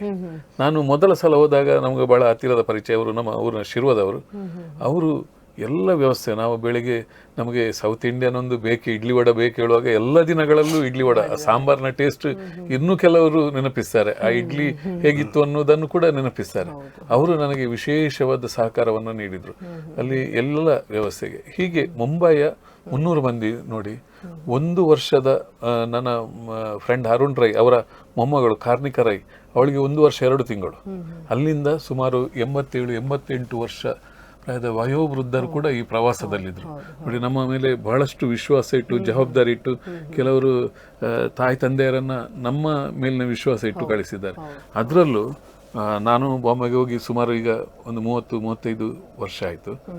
ನಾನು ಹೋಗುವಾಗಲೇ ಬಹಳ ಪ್ರಸಿದ್ಧಿಯನ್ನು ಪಡೆದ ದೊಡ್ಡ ದೊಡ್ಡ ಹೋಟೆಲ್ನ ಮಾಲಕರು, ಅಂಥ ಮೇರು ವ್ಯಕ್ತಿತ್ವದ ಹೆಚ್ಚಿನ ವ್ಯಕ್ತಿಗಳು ನಮ್ಮ ಪ್ರವಾಸದಲ್ಲಿ ಬಂದಿದ್ದಾರೆ, ನಮ್ಮ ಮೇಲಿನ ಪ್ರೀತಿ ಇಟ್ಟು. ಹೀಗಾಗಿ ನಮಗೆ ದೊಡ್ಡ ಜವಾಬ್ದಾರಿ ಇತ್ತು. ಈಗ ನಮ್ಮ ಈ ಕಾರ್ಯಕ್ರಮ, ಈ ಪ್ರವಾಸ ಯಶಸ್ಸಾಗಿದೆ. ನಮಗೆ ಬಹಳಷ್ಟು ದೊಡ್ಡ ಆಶೀರ್ವಾದ ಮಾಡಿ ಮೆಚ್ಚಿದ್ದಾರೆ. ಇದು ನಮಗೆ ಬಹಳಷ್ಟು ಸಂತಸ ಕೊಟ್ಟಂತ ಒಂದು ವಿಷಯ. ಹೌದು ಪ್ರದೀಪಣ್ಣ, ಈಗ ನೀವು ಕೂಡ ಪ್ರವಾಸದಲ್ಲಿದ್ರಿ, ಅಷ್ಟು ಜನರನ್ನ ಕರ್ಕೊಂಡು ಹೋಗಿ ನೀವು ಕೂಡ ಪ್ರವಾಸವನ್ನು ತುಂಬ ಎಂಜಾಯ್ ಮಾಡಿದ್ರಿ. ನಿಮಗೆ ಈಗ ತುಂಬ ಜನ ನಮ್ಮ ಜೊತೆ ಬಂದಿದ್ರು ಮಂಗಳೂರಿಂದ, ಅವರವರ ಅನಿಸಿಕೆಗಳನ್ನು ನಿಮ್ಮ ಜೊತೆ ಹಂಚ್ಕೊಂಡಿರ್ಬೋದು. ಹೇಗಿತ್ತು ಅಂದರೆ, ನಿಮಗೆ ಬಂದಂತಹ ಮಾಹಿತಿ ಪ್ರಕಾರ ಜನರು ಹೇಗೆ ಖುಷಿ ಪಟ್ಟಿದ್ದಾರೆ, ಯಾವ ರೀತಿಯಲ್ಲಿ ಅವರು ಆ ಒಂದು ಪ್ರವಾಸವನ್ನು ಎಂಜಾಯ್ ಮಾಡಿದ್ದಾರೆ, ಹಾಗೆ ನಿಮಗೂ ಯಾವ ರೀತಿಯ ಒಂದು ಅಲ್ಲಿ ವಿಶೇಷತೆ ಇತ್ತು ಅಲ್ಲಿ? ನಾವು ಇಲ್ಲಿ ಟ್ರೈನಲ್ಲಿ ಹೋದ ಕಷ್ಟಗಳನ್ನೆಲ್ಲ ಕ್ರೂಸಿನ ಒಳಗೆ ಎಂಟ್ರ್ ಆದ ಕೂಡಲೇ ಎಲ್ಲ ಮರೆತು ಬಿಟ್ಟಿದ್ದಾರೆ. ನಾನು ಆ ದಿವಸ ಸಹ ಎಲ್ರಿಗೂ ಸಿಗಲಿಲ್ಲ. ಯಾಕೆಂದರೆ ಟ್ರೈನ್ನ ವಿಷಯ ಏನಾದರೂ ನನ್ನ ಹತ್ರ ಕೇಳ್ತಾರೆ, ಎಂಚಿ ಸಾವು ಮಾರ ನಿಕ್ಲಲ್ಲಿ ತುಂಬ ಇದ್ದಾರೆ ಅಂತ ಆ ಒಂದು ಹೇಳ್ಬೋದಂತ ನೆನೆಸಿದ್ದೆ. ಬಟ್ ಅಲ್ಲಿ ಎಲ್ಲ ಸಿಗುವಾಗದ್ದು ಅದು ಅವ್ರದ್ದು ಇದೇ ಬೇರೆ. ಇಂಥ ಒಂದು ನೀವು ಕರ್ತಂದಿರಲ್ಲ, ನಿಮಗೆ ಧನ್ಯವಾದಗಳಂತ ಹೇಳ್ತಾ ಇದ್ರು. ಮತ್ತೊಂದು ಏನು ವಿಶೇಷ ಅಂದರೆ, ಈಗ ನಾವು 5 ದಿವಸ ಕ್ರೂಸಲ್ಲಿ ಇದ್ದೆವು, ಯಾರಿಗೂ ಕೂಡ ಒಂದು ಫುಡ್ಡಿದು ಕಂಪ್ಲೇಂಟ್ ಇಲ್ಲ. ಇಲ್ಲದ್ರೆ ನಮಗೆ ಗೊತ್ತುಂಟು, ಜರ್ನಿಯಲ್ಲಿ ಕೆಲವರಿಗೆ ಫುಡ್ಡು ಏನಾದರೂ ಇದಾದರೆ ಅವರಿಗೆ ಬೇರೆ ಬೇರೆ ಥರದ್ದು ಕಾಯಿಲೆ ಎಲ್ಲ ಬರ್ತದೆ. ಬಟ್ ಅಂಥ ಒಂದು ಪ್ರಮೇಯ ಬರಲಿಲ್ಲ ಯಾರಿಗೂ ಕೂಡ. ಬಟ್ 5 ದಿವಸ ಕೂಡ ನಾವು ಇವತ್ತು ಬೆಳಿಗ್ಗೆ ಎದ್ದದ ಫುಡ್ಡು, ಮಧ್ಯಾಹ್ನ ನಂತರದ ಫುಡ್ ಬೇರೆ ಡಿಫರೆಂಟ್ ತುಂಬಾ ವೆರೈಟಿ ಇತ್ತು. ಹಾಗೆ ಮತ್ತೆ ನಮಗೆ ಇವರು ಹೇಳಿದಾಗೆ ಸೌತ್ ಇಂಡಿಯಾ ಫುಡ್ಡು, ಹಾಗೆ ನಮ್ಮ ಇದರಲ್ಲಿ 300 ಮಂದಿಯಲ್ಲಿ ಬೇರೆ ಬೇರೆ ಇದ್ರು. ಜೈನರು ಇದ್ರು, ಇವರು ಬ್ರಾಹ್ಮಣರು ಇದ್ರು, ಗೌಡಾಸ್ ಇದ್ರು, ಕ್ರಿಶ್ಚಿಯನ್ ಅವರಿದ್ರು, ಎಲ್ಲ ಕಡೆ ಬೇರೆ ಬೇರೆ ಇವರಿದ್ರು. ಕೆಲವರು ಬರುವಾಗಲೇ ಕಂಡೀಷನ್ ಹಾಕಿದ್ರು ನಮಗೆ ವೆಜಿಟೇರಿಯನ್ ಅವರಿಗೆ ಬೇರೆ ಇಡಬೇಕು ಅಂತ. ಹಾಗೆ ಒಂದು ಫ್ಲೋರಲ್ಲಿ ಒಂದು 5th ಫ್ಲೋರಲ್ಲಿ ಜೈನ್ ಫುಡ್ ಅಂತಲೇ ಒಂದು ಇದು ಮಾಡಿದ್ರು. ಎಲ್ಲರೂ ಅದರಲ್ಲಿ ಎಂಜಾಯ್ ಮಾಡಿದ್ರು ಆ ಫುಡ್ ತೆಕ್ಕೊಂಡು. ಮತ್ತೇನೆಂದರೆ ನಮ್ಮೊಟ್ಟಿಗೆ ಒಂದು ಈ ದಕ್ಷಿಣ ಕನ್ನಡ ಅಲ್ಲ, ಕರ್ನಾಟಕ ಅಲ್ಲ, ದೇಶದ್ದು ಪ್ರಸಿದ್ಧ ನೃತ್ಯ ಗುರುಗಳು 7 ಮಂದಿ ಬಂದಿದ್ದರು. ಅವರದ್ದು ಸಹ ಒಂದು ಕಾರ್ಯಕ್ರಮದಲ್ಲಿ ಅವರ ಮಾಡಬೇಕಂತ ಆಯಿತು. ಅವರೊಂದು ಹಾಲ್ ಸಿಗಲಿಲ್ಲ, ಬಟ್ ಒಂದು ಸಿಕ್ಕಿದ ಜಾಗದಲ್ಲಿ ಅಷ್ಟು ಸಹ ಪ್ರಾಯದವರು ಕೂಡ ಎಷ್ಟು ಒಳ್ಳೆಯ ಒಂದು ಡಾನ್ಸ್ ಮಾಡಿ ನಮಗೆ ಒಂದು ಮನೋರಂಜನೆ ಕೊಟ್ಟಿದ್ದಾರೆ ಅಂತ. ಹಿರಿಯರು ನಮ್ಮೊಟ್ಟಿಗೆ ದೊಡ್ಡ ದೊಡ್ಡ ಕಲಾವಿದರು ಬಂದಿದ್ದಾರೆ ಅಂತ ಹೇಳಲಿಕ್ಕೆ ಹೆಮ್ಮೆ ಆಗ್ತದೆ. ಬಟ್ ಕೆಲವರಿಗೆ ಈ ಕೆಲವು ಕಡೆ ಸಮುದ್ರದಲ್ಲಿ ಹೋಗುವಾಗ ಓಲಾಡಿ ತೇಲಾಡಿ ಹೋಗ್ತಾ ಇತ್ತು. ಈ ಅಂದರೆ ಮಾನ್ಸೂನ್ ಕಾರಣ ಸ್ವಲ್ಪ ಇದಾಗಿದೆ ಅಂತ. ಅದಕ್ಕಿಂತ ಮೊದಲ ಏನು ಪ್ರಾಬ್ಲಮ್ ಆಗಲಿಲ್ಲ. ಕೆಲವರಿಗೆ ಸ್ವಲ್ಪ ವಾಮಿಟ್ ಇದ್ದು ಸೆನ್ಸೇಷನ್ ಇತ್ತು, ವಾಮಿಟ್ ಮಾಡಲಿಲ್ಲ. ಈ ಏಜಿನವರಿಗೆ ಸಹ ನನಗೆ ಹೆದರಿಕೆ ಆಗ್ತದೆ ಏನಾದರೂ ಆಗ್ತದೆ ಅಂತ. ಬಟ್ ಅದಕ್ಕೆ ವ್ಯವಸ್ಥೆ ಇತ್ತು, ಕ್ರೂಸಿನೊಳಗೆ ಡಾಕ್ಟರ್ ಇದ್ದರು, ಹಾಸ್ಪಿಟಲ್ ಇತ್ತು, ಎಲ್ಲ ಇತ್ತು. ಬಟ್ ಅಂಥದ್ದು ಏನು ಪ್ರಾಬ್ಲಮ್ ಆಗಲಿಲ್ಲ. ಎಲ್ಲರೂ ನನಗೆ ಅಲ್ಲಿ ಸಹ ಸಿಕ್ಕಿದಾಗ ಹೇಳ್ತಾ ಇದ್ರು. ಆಮೇಲೆ ಬಂದ ಮೇಲೆ ಫೋನ್ ಮಾಡಿ ಒಳ್ಳೆಯ ಒಂದು ನಮಗೆ ಕಾರ್ಯಕ್ರಮ ಕೊಡಲಿಕ್ಕೆ ನೀವು ಅವಕಾಶ ಮಾಡಿಕೊಟ್ಟಿದ್ದೀರಿ, ಕ್ರೂಸಿಗೆ ಬರಲಿಕ್ಕೆ. ನೆಕ್ಸ್ಟ್ ಟೈಮ್ ಸಹ ನಾವು ಬರ್ತೇವೆ ಯಾವಾಗಂತ ಹೇಳಿ. ಬಟ್ ಈ ಹೊತ್ತಿನಲ್ಲಿ ನನಗೆ ಒಂದು 4-5 ಮಂದಿ ಹೆಸರು ಹೇಳಲೇಬೇಕಾಗ್ತದೆ. ಈಗ ನಾವು ಖಾಲಿ ಜನ ಮಾಡಿ ಹೋದರೆ ಯಾವುದೇ ಇವರಾಗಲಿ ನಾನಾಗಲಿ ಯಾವ ಪ್ರತಿಫಲಾಪೇಕ್ಷೆ ಇಲ್ಲದೆ ನಾವು ಎಲ್ಲ ಕೆಲಸ ಮಾಡಿದ್ದು. ನಮಗೆ ಇವರಿಗೆ ಪಾಪ ನಿದ್ದೆ ಸಹ ಇಲ್ಲ ಕೆಲವು ದಿವಸ. ನನಗೆ ಸಹ ಟೆನ್ಷನಲ್ಲಿ, ಈ ಟ್ರೈನಿದ್ದು ಟೆನ್ಷನ್. ಇವರಿಗೆ ಲಾಸ್ಟ್ ಮೂಮೆಂಟಿಗೆ ಒಂದು ಅಲ್ಲಿದ್ದು ಎಂಟ್ರೆನ್ಸ್ ಇದ್ದು ಇದರದ್ದು ಸ್ವಲ್ಪ ಪ್ರಾಬ್ಲಮ್ ಆಯಿತು. ಟೆಕ್ನಿಕಲಿ ಪ್ರಾಬ್ಲಮ್, ಪಾಪ ಏನು ಮಾಡಲಿಕ್ಕೆ ಆಗೋದಿಲ್ಲ. ಆ ವಿಷಯದಲ್ಲಿ ಕೆಲವು ಫೋನ್ ಮಾಡಿ ಅವರಿಗೆಲ್ಲ ಏನಾಗ್ತದೆ ಅಂತ ಒಂದು ಇದಿತ್ತು. ಬಟ್ ಎಲ್ರಿಗೂ ಸೇಫ್ ಆಗಿ ಒಳಗೆ ಹೋಗಿದ್ರು, ಅದಕ್ಕೇನು ತೊಂದರೆ ಆಗಲಿಲ್ಲ. ಬಟ್ ಒಳಗಿಂದ ಹೋದ ನಂತರ ಅದೊಂದು ಭ್ರಮಾಲೋಕ ಖಂಡಿತ. ಅದು ಯಾವುದಕ್ಕೂ ನಮಗೆ ಒಂದೊಂದು ಒಬ್ಬೊಬ್ಬರು ಸಿಗ್ಬೇಕಿದ್ರೆ ಇವತ್ತು ಸಿಕ್ಕಿದರ ಒಟ್ಟಿಗೆ ಹೋದವರು ಸಹ ಮರುದಿವಸ ಸಿಗ್ತಿದ್ರು ನೋಡ್ಲಿಕ್ಕೆ. ಎಲ್ಲಿ ಇಲ್ಲ, ಹೌದು, ಎಲ್ಲ ಕೆಲವರು ಹೇಳ್ತಿದ್ರು ಹೆಂಡತಿಯನ್ನು ಬಿಟ್ಟು ಹೋದ್ರೆ ತೊಂದರೆ, ಫೋನ್ ಒಂದು ಬೇಕು ಅಂತ. ನಾವು ಯಾರ ಹತ್ರ ಕೂಡ ಹೋಗುವಾಗ ಹೇಳಲಿಲ್ಲ ಫೋನ್ ಸಿಗುದಿಲ್ಲ ಅಂತ. ಫೋನ್ ಸಿಗದಿದ್ರೆ ಬರುವವರು ಕೆಲವು ಎಂಕಲ್ ಬಿಸ್ನೆಸ್ಗೆ ತೊಂದರೆ ಹಾಕೊಂಡು ಮಾರ ಎಂಕಲ್ ಫೋನ್ ಇತ್ತು ಒಲ್ತಲು ಹಿಂಗೆ ಬರ್ಪ ನಾವು ಹೇಳಲಿಲ್ಲ. ಬಟ್ ಅಲ್ಲಿ ಫೆಸಿಲಿಟಿ ಇತ್ತು, ಇದರದ್ದು ವೈಫೈ ಇದಿತ್ತು. ಅದು ತುಂಬಾ ಕಾಸ್ಟ್ಲಿ. ನಾನು ಒಂದು 2,000 ಹಾಕಿದ್ದೆ. ಬೆಳಿಗ್ಗೆ ಹಾಕಿ ಸಂಜೆ ನೋಡುವಾಗ ಫೋನ್ ಎಲ್ಲ ಖಾಲಿಯಾಗಿ ಆಗಿದೆ. ಫೋನ್ ಮಾತಾಡಲಿಲ್ಲ. ಅದು ಇಂಟರ್ನೆಟ್ ಆನ್ ಇದ್ರೂ ಸಹ ಇದಾಗ್ತದೆ. ಬಟ್ ಒಳ್ಳೆ ಕಾರ್ಯಕ್ರಮ. ನಾನು ಈ ಹೊತ್ತಿನಲ್ಲಿ ಕನ್ಯಾನ ಸದಾಶ್ ಶೆಟ್ಟರ್ ಆಗಿರ್ಬೋದು, ನಮ್ಮ ಇವರು ಶಶಿಯಣ್ಣ ಆಗಿರ್ಬೋದು, ನಮ್ಮ ತುಂಬ ಇದು ಮಾಡಿದವರು ನಮ್ಮದು KD ಶೆಟ್ಟರ್ ಅವರ ಇಡೀ ಕುಟುಂಬದವರನ್ನೇ ಇದಕ್ಕೆ ಕೆಲಸಕ್ಕೆ ಬಿಟ್ಟಿದ್ದಾರೆ. ಅವರದ್ದೆಲ್ಲ ಸಹಕಾರ ಇಲ್ಲದ್ರೆ ನಾವು ಏನು ಮಾಡಲಿಕ್ಕೆ ಆಗ್ತಿರ್ಲಿಲ್ಲ. ಮತ್ತು ಊರಿನಲ್ಲಿ ಪಟ್ಲ ಸತೀಶ್ ಶೆಟ್ಟರು, ಹಾಗೆ ನಮ್ಮ ಪುರುಷೋತ್ತಮ ಭಂಡಾರಿ ಅವರು, CS ಸುಧೇಶ್ವರಯ್ಯ ಅವರು, ಅವರೆಲ್ಲ ತುಂಬ ಕೋಆಪರೇಟ್. ಈಗ 300 ಜನ ಮಾಡೋದರಲ್ಲಿ ಅವರದ್ದು ಸಹ ಸಹಕಾರ ಇತ್ತು. ಒಂದು ಅಕೌಂಟ್ ಓಪನ್ ಮಾಡಬೇಕಿದ್ರೆ ಅದರದ್ದು ಸಮುದಾಯ ಮಾಡಬೇಕಿದ್ರೆ ಎಷ್ಟು ಕಷ್ಟಪಟ್ಟಿದ್ದೇವೆ. ಅದರದ್ದು GST ಇದ್ದು ನಾವು ಸುಧೇಶ್ವರಯ್ಯ ಅವರು, ಭಂಡಾರಿಯವರು, ಇವರೊಂದು 2-3 ಸಲ ಅಕೌಂಟ್ ಓಪನ್ ಮಾಡಲಿಕ್ಕೆ ಬಾಂಬೆಯಿಂದ ಬಂದಿದ್ದಾರೆ. ಅಕೌಂಟ್ ಕ್ಲಿಯರ್, ನಮ್ಮದು ವೈಟ್ ಅಲ್ಲ, ಏನು ಇದಿಲ್ಲ, ಬ್ಲ್ಯಾಕ್ ತೆಕ್ಕೊಂಡು ಲೆಕ್ಕ ಕೊಡೋದು, ಕ್ಲಿಯರ್ ಲೆಕ್ಕ. ನಾವು ಎಷ್ಟು ತೆಗೊಳ್ತೇವೆ ಅದನ್ನಷ್ಟೇ ನಾವು ಅಲ್ಲಿಗೆ ಕಳಿಸ್ಬೇಕಿತ್ತು. ಯಾರಿಗೆ? ಭವಾನಿ ಶಿಪ್ಪಿಂಗ್ನವರು ಅಲ್ಲಿಗೆ ಕಳಿಸ್ತಾ ಇದ್ದರು. ಹಾಗೆ ತುಂಬ ನಾವು ಎಂಜಾಯ್ ಮಾಡಿದ್ವಿ. ನಮಗೆ ಸಹ ಒಂದು ಉದಿತ್ತು, ನಾವು ಇಷ್ಟೆಲ್ಲ ಕಷ್ಟಪಟ್ಟದಕ್ಕೆ ಸಾರ್ಥಕ ಆಯಿತು. ನೀವು ಈಗಾಗಲೇ ಹೇಳಿದ್ರಿ, ತುಂಬ ಸಣ್ಣ ಮಕ್ಕಳಿಂದ ಹಿಡಿದು 1 ವರ್ಷಕ್ಕಿಂತ ಮೇಲ್ಪಟ್ಟ ಮಕ್ಕಳಿಂದ ಹಿಡಿದು ವೃದ್ಧರವರೆಗೆ 89 ವರ್ಷದವರೆಗೆ ಎಲ್ಲರೂ ಬಂದಿದ್ರು. ಇನ್ನೊಂದು ನಾವಲ್ಲಿ ನೋಡಬೇಕು, ನಮ್ಮದು ಈ ಏನು ಕ್ರೂಸ್ ಪ್ರಯಾಣ ಮುಗಿದು ಲಕ್ಷದ್ವೀಪಕ್ಕೆ ಹೋಗುವಂತಹ ಸಂದರ್ಭದಲ್ಲಿ ಅದು ಕೂಡ ಒಂದು ನಿಜವಾಗ್ಲೂ ನೆನಪಿನಲ್ಲಿಡಬೇಕಾದ ದಿನ. ಆ ಒಂದು ಬೀಚ್ಗೆ ಹೋಗಿ ನಮ್ಮ ಶಿಪ್ಪಿನಿಂದ ಇನ್ನೊಂದು ಆ ಬೋಟಿಗೆ ಹೋಗುವಂತಹ ಒಂದು ತೇಲಾಡ್ತಾ ಇರುವಾಗ ನಮ್ಮ ಹೆಜ್ಜೆ ತಪ್ತಾ ಇದ್ದಂಥದ್ದು, ಆ ಬೋಟಿಂದ ವಾಪಸ್ ನಾವು ಮೇಲ್ಗಡೆ ಹತ್ಕೊಂಡು ಹೋಗಿ ಅಲ್ಲಿಂದ ಟೂರಿಸ್ಟ್ ಕಾರಲ್ಲಿ ಹೋಗಿ ಅಲ್ಲಿ ಅದು ಕೂಡ ಒಂದು ನೆನಪಲ್ಲಿ ಉಳಿಯುವಂಥದ್ದು. ಎಷ್ಟೋ ನಾನು ವೃದ್ಧರನ್ನ ನೋಡಿದ್ದೀನಿ, ಎಷ್ಟು ಚೆನ್ನಾಗಿ ನಡ್ಕೊಂಡು ಹೋಗ್ತಾ ಇದ್ರು. ಸೊ ಇದೆಲ್ಲ ಈ ಬಗ್ಗೆ ತಮ್ಮ ಜೊತೆ ಯಾರು ಅನುಭವನ ಹಂಚಿಕೊಂಡ್ಲಿಲ್ವಾ ಮೋಹನ್ ಸರ್? ಹೇಗಾಯ್ತು ಈ ಒಂದು ಫೀಲಿಂಗ್ ಎಲ್ಲ, ನೋಡಿ ಎಕ್ಸ್ಪೀರಿಯನ್ಸ್? ನಮ್ಮ ಡೆಸ್ಟಿನೇಷನ್ ಲಕ್ಷದ್ವೀಪ, ಹೌದು. ಮುಂಬೈ ಟು ಲಕ್ಷದ್ವೀಪ. ಜನರು ಬಹಳಷ್ಟು ನಿರೀಕ್ಷೆ ಇಟ್ಟಿದ್ರು ಲಕ್ಷದ್ವೀಪ. ನಾವು ನೋಡಿ ಮಾಲ್ದೀವ್ಸ್ನ ಬಗ್ಗೆ ನಮಗೆ ಗೊತ್ತುಂಟು. ಅನಂತರ ನಮ್ಮ ಗೌರವಾನ್ವಿತ ಪ್ರಧಾನಮಂತ್ರಿ ಮೋದಿಜಿಯವರು ಲಕ್ಷದ್ವೀಪಕ್ಕೆ ಭೇಟಿ ಕೊಟ್ಟರು. ಅನಂತರ ಅಲ್ಲಿ ಬಹಳಷ್ಟು ಜನ ಆ ದ್ವೀಪಕ್ಕೆ ಹೋಗ್ಲಿಕ್ಕೆ ಆರಂಭಿಸಿದ್ರು. ನಮ್ಮದು ಕೂಡ ಅದೇ ಇತ್ತು, ಲಕ್ಷದ್ವೀಪ.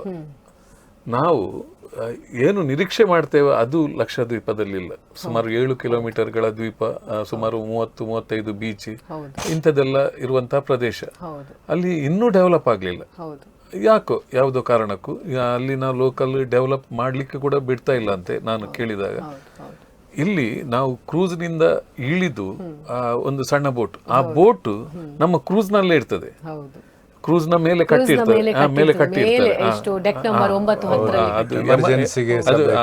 ಎಮರ್ಜೆನ್ಸಿ ಬೋಟ್ ಅದು, ಅದನ್ನು ಇಳಿಸ್ತಾರೆ. ಅಲ್ಲಿ ಒಂದು ಬೋಟ್ ಅಲ್ಲಿ ಸುಮಾರು 70-80 ಮಂದಿಯನ್ನ ಕರ್ಕೊಂಡು ಹೋಗ್ತಾರೆ. ಅದು ಕೂಡ ಒಂದು ವಿಶೇಷ ಅನುಭವ ಆ ಬೋಟ್ ನಲ್ಲಿ. ಇದು ಏನು ತೇಲುವುದು ಅಷ್ಟು ಜೋರಲ್ಲಿಲ್ಲ, ಸ್ವಲ್ಪ ಶೇಕ್ ಆಗ್ತಿತ್ತು. ಅದು ಆಗಲ್ಲ, ಅದರಲ್ಲಿ ಹೋಗುವಾಗ ಒಂದು ವಿಶೇಷ ಅನುಭವ. ಒಂದು 10-12 ನಿಮಿಷದ ಪ್ರಯಾಣ. ಅಲ್ಲಿಂದ ನಾವು ಟೂರಿಸ್ಟ್ ಕಾರಲ್ಲಿ, ನೀವು ಹೇಳಿದ್ದೀರಿ. ಆಮೇಲೆ ನಾವು ಬೀಚಿಗೆ ಹೋದ ನಂತರ ಮಕ್ಕಳಿಂದ ಹಿಡಿದು ಹಿರಿಯರವರೆಗೆ ಎಲ್ಲರೂ ಒಂದೇ ರೀತಿಯಲ್ಲಿ ನಾವು ಆ ಒಂದು ಬೀಚ್ ನೋಡಿದ್ದೇವೆ.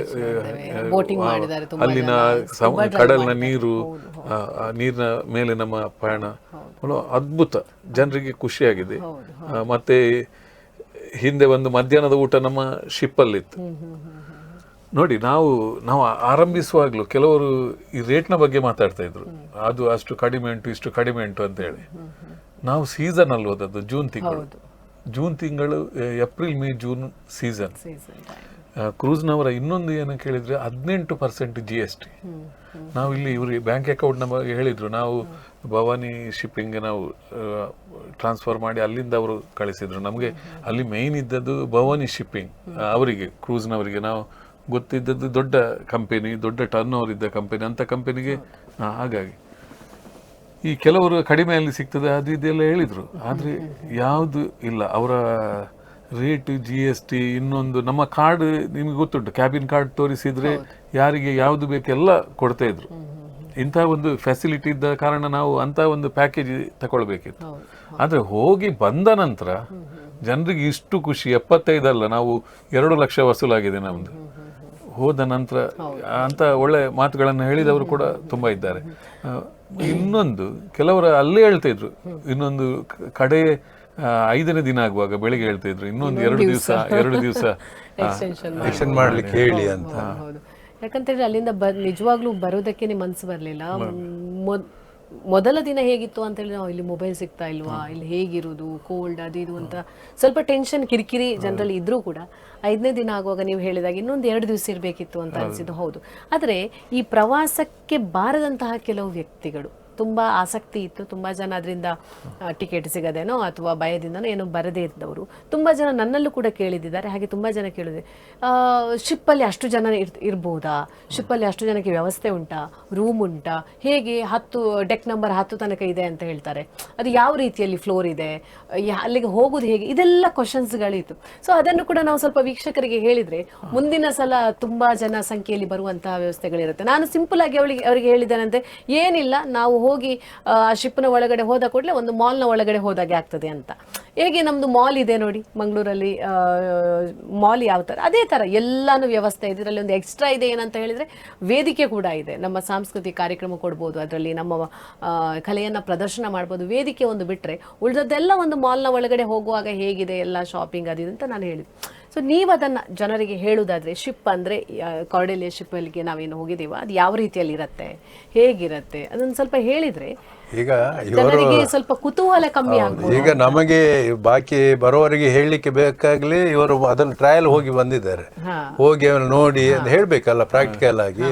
ಅದು ಹೇಗಂತ ಅವರು ಹೇಳ್ತಾರೆ. ಈಗ ನೋಡಿ, ಈ ಕಾರ್ಡೆಲಿಯ ಶಿಪ್ ನಮ್ಮ ದೇಶದಲ್ಲಿ ಸದ್ಯಕ್ಕೆ ಒಂದೇ ಶಿಪ್ ಇರುವುದು. ಈಗ ನಿನ್ನೆಗೆ 15ನೇ ತಾರೀಕಿಗೆ ಮುಂಬೈಯಿಂದ ಲಕ್ಷದ್ವೀಪ ಈ ಅವರ ಪ್ಯಾಕೇಜ್ ಅಂದ್ರೆ ಈ ಪ್ರವಾಸ ನಿನ್ನೆಗೆ ಕೊನೆಗೊಂಡಿತ್ತು, ಅಂದ್ರೆ ಮಳೆಗಾಲ.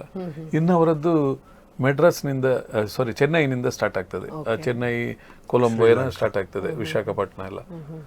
ಇದು 32 ವರ್ಷಗಳ ಹಳೆಯ ಶಿಪ್.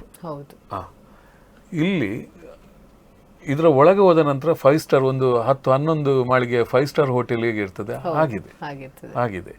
ನಮಗೆ ನಾವು ಕ್ರೂಸಲ್ಲಿ ಇದ್ದೇವೆ ಅಂತ ಅನುಭವವೇ ಆಗುವುದಿಲ್ಲ, ಗೊತ್ತೇ ಆಗುದಿಲ್ಲ. ನೀವು ನೋಡಿದ್ದೀರಿ ಮಾಲ್ನಾಗೆ ಇಲ್ಲಿ ಶಾಪಿಂಗ್ ಉಂಟು, ಕ್ಯಾಸಿನೋ ಉಂಟು, ರೆಸ್ಟೋರೆಂಟ್ಗಳು ಬೇರೆ ಬೇರೆ, ಚಾಪ್ಸ್ಟಿಕ್ ಇಂಥ ಬೇರೆ ಬೇರೆ ರೆಸ್ಟೋರೆಂಟ್ ಉಂಟು, ಫೋಟೋ ಸ್ಟುಡಿಯೋ ಉಂಟು, ಸ್ಪಾ ಉಂಟು, ಜಿಮ್ ಉಂಟು, ವಾಕಿಂಗ್ಗೆ ಇಷ್ಟು ದೊಡ್ಡ, ಬೆಳಗಿನ ಜಾಗಿಂಗ್ಗೆ ಇಷ್ಟು ದೊಡ್ಡ ಏರಿಯಾ ಉಂಟು, ಸ್ವಿಮ್ಮಿಂಗ್ ಪೂಲ್ ಉಂಟು, ಏನಿಲ್ಲ ಎಲ್ಲವೂ ಉಂಟು. ಆದರೆ ನಾನು ಒಬ್ಬರಿಗೆ ಅಸೌಖ್ಯ ಆದಾಗ ಕೆಳಗೆ ಹಾಸ್ಪಿಟಲ್ಗೆ ಹೋದೆ.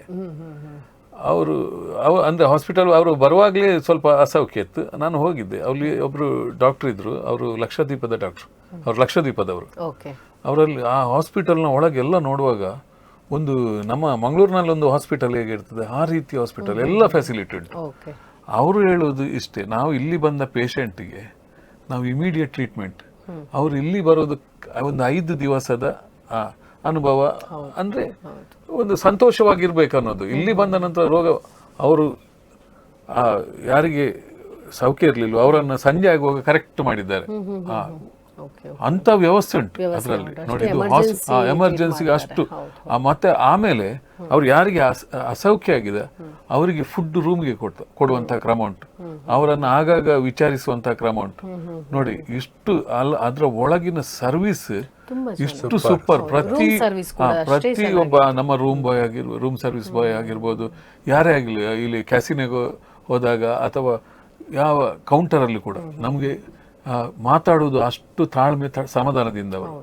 ಇದರಿಂದ ನಮ್ಗೆ ಗೊತ್ತಾಗ್ತದೆ ಆ ಶಿಪ್ನ ಯಾವ ರೀತಿಯಲ್ಲಿ ಸರ್ವಿಸ್ ಮಾಡ್ತಾ ಉಂಟು.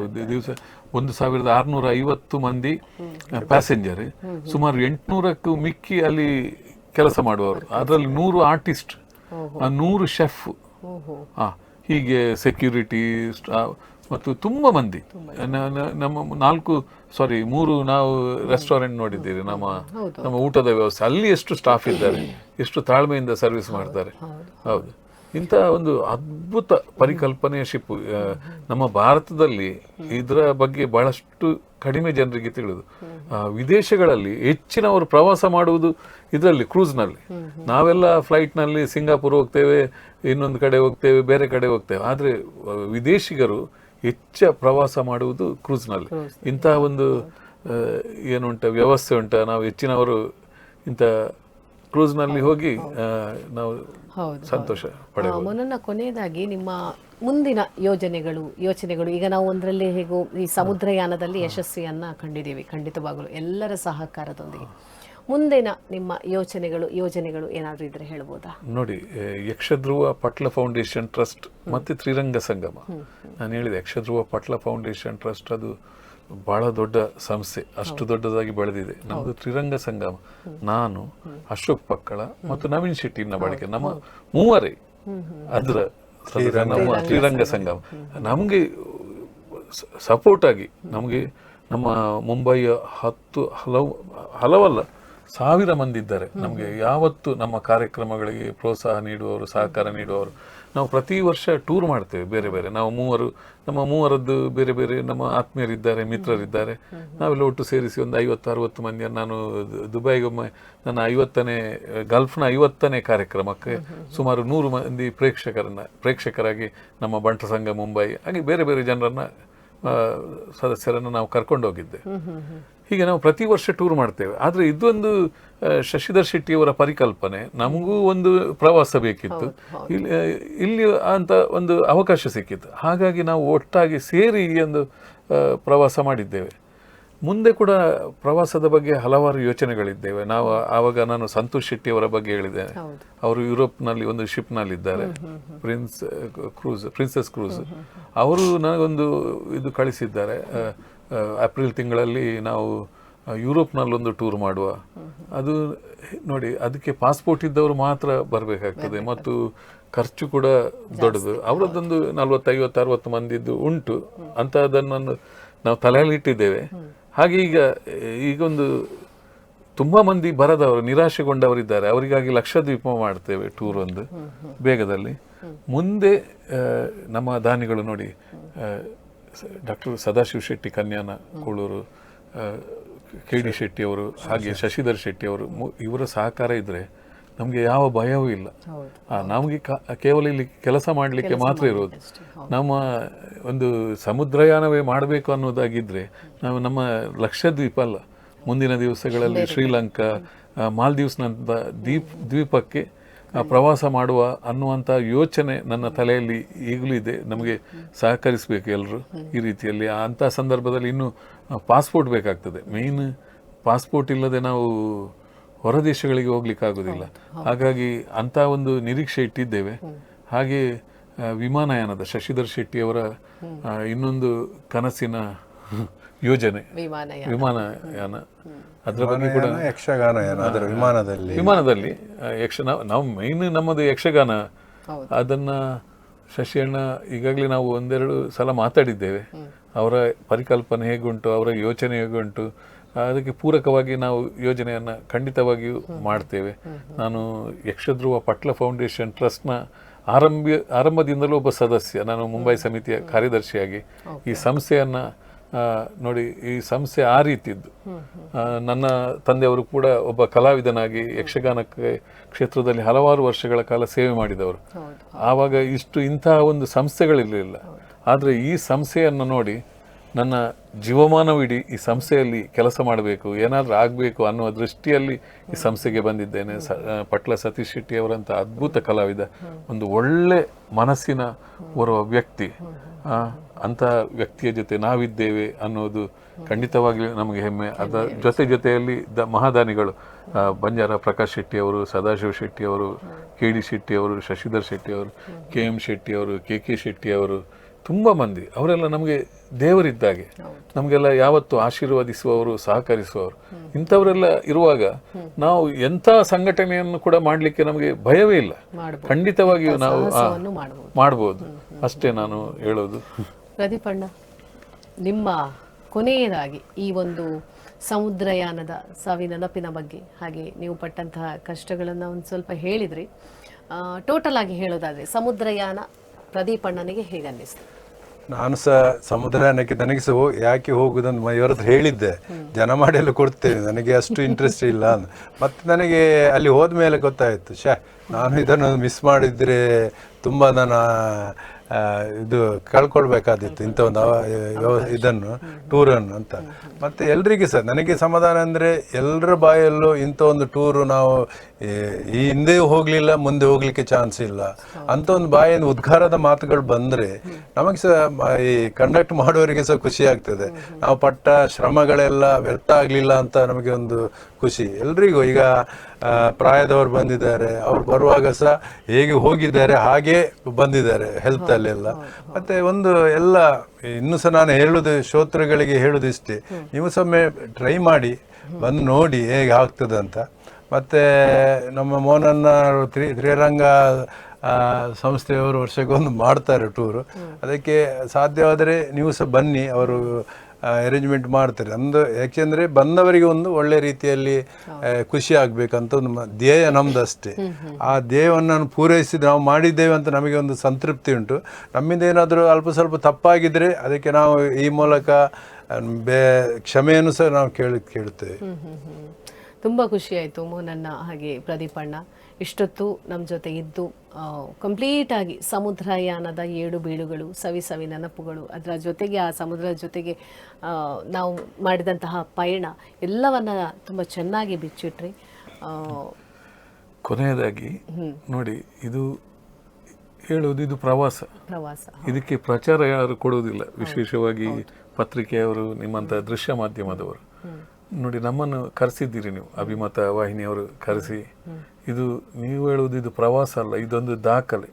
ಇದು ಹಿಂದೆ ಆಗದ, ಮುಂದೆ ಗೊತ್ತಿಲ್ಲ ಆಗದಂಥ ದಾಖಲೆ. ಇಷ್ಟು ಅಭಿಮಾನದಿಂದ ನಮ್ಮನ್ನಿಲ್ಲಿ ಕರೆಸಿ ಆ ಬಗ್ಗೆ ಅಲ್ಲಿ ಏನೆಲ್ಲ ನಡೆದಿದೆ ಅನ್ನುವುದನ್ನು ಹಂಚಿಕೊಂಡು ನೀವು ಕೂಡ ಬಂದಿದ್ದೀರಿ, ನೀವು ಕೂಡ ನಮ್ಮನ್ನು ಹೊಗಳಿದ್ದೀರಿ, ನಮಗೆ ಮೆಚ್ಚುಗೆಯ ಮಾತುಗಳನ್ನು ಆಡಿದ್ದೀರಿ. ನಾನು ವಿಶೇಷವಾಗಿ ಅಭಿಮತ ವಾಹಿನಿಯ ಎಲ್ಲ ವೀಕ್ಷಕರಿಗೂ, ನಿಮಗೂ, ಮಮತಾ ಅವರಿಗೂ ಹಾಗೂ ಎಲ್ಲ ಇಲ್ಲಿಯ ಸಿಬ್ಬಂದಿ ವರ್ಗಕ್ಕೂ ನಾನು ನನ್ನ ತ್ರಿರಂಗ ಸಂಗಮದ ನನ್ನ ಇಬ್ಬರು ಮಿತ್ರರು ಅಶೋಕ್ ಪಕ್ಕಳ ಮತ್ತು ನವೀನ್ ಶೆಟ್ಟಿ ನಬಾಳಿಕೆ ಇವರ ಪರವಾಗಿ ಕೃತಜ್ಞತೆಗಳನ್ನು ಸಲ್ಲಿಸ್ತಾ ಇದ್ದೇನೆ. ನಾನು ಕೂಡ ನಮ್ಮ ಇಂಥ ಒಂದು ನನಗೆ ಗೊತ್ತಿರಲಿಲ್ಲ ನನಗೆ ಇಲ್ಲಿ ಅವಕಾಶ ಸಿಗ್ತದೆ ಅಂತ, ನನ್ನನ್ನು ಸಹ ಕರೆಸಿ ಇಂಥ ಒಂದು ದೊಡ್ಡ ದೊಡ್ಡ ವ್ಯಕ್ತಿಗಳು ಕೂತ್ಕೊಳ್ಳೋ ಜಾಗದಲ್ಲಿ ಕೂತ್ಕೊಳ್ಳಿಸಿ ನಮ್ಮ ಬಗ್ಗೆ ಅಭಿಪ್ರಾಯ ಕೇಳಿಸಿದ್ರಿ.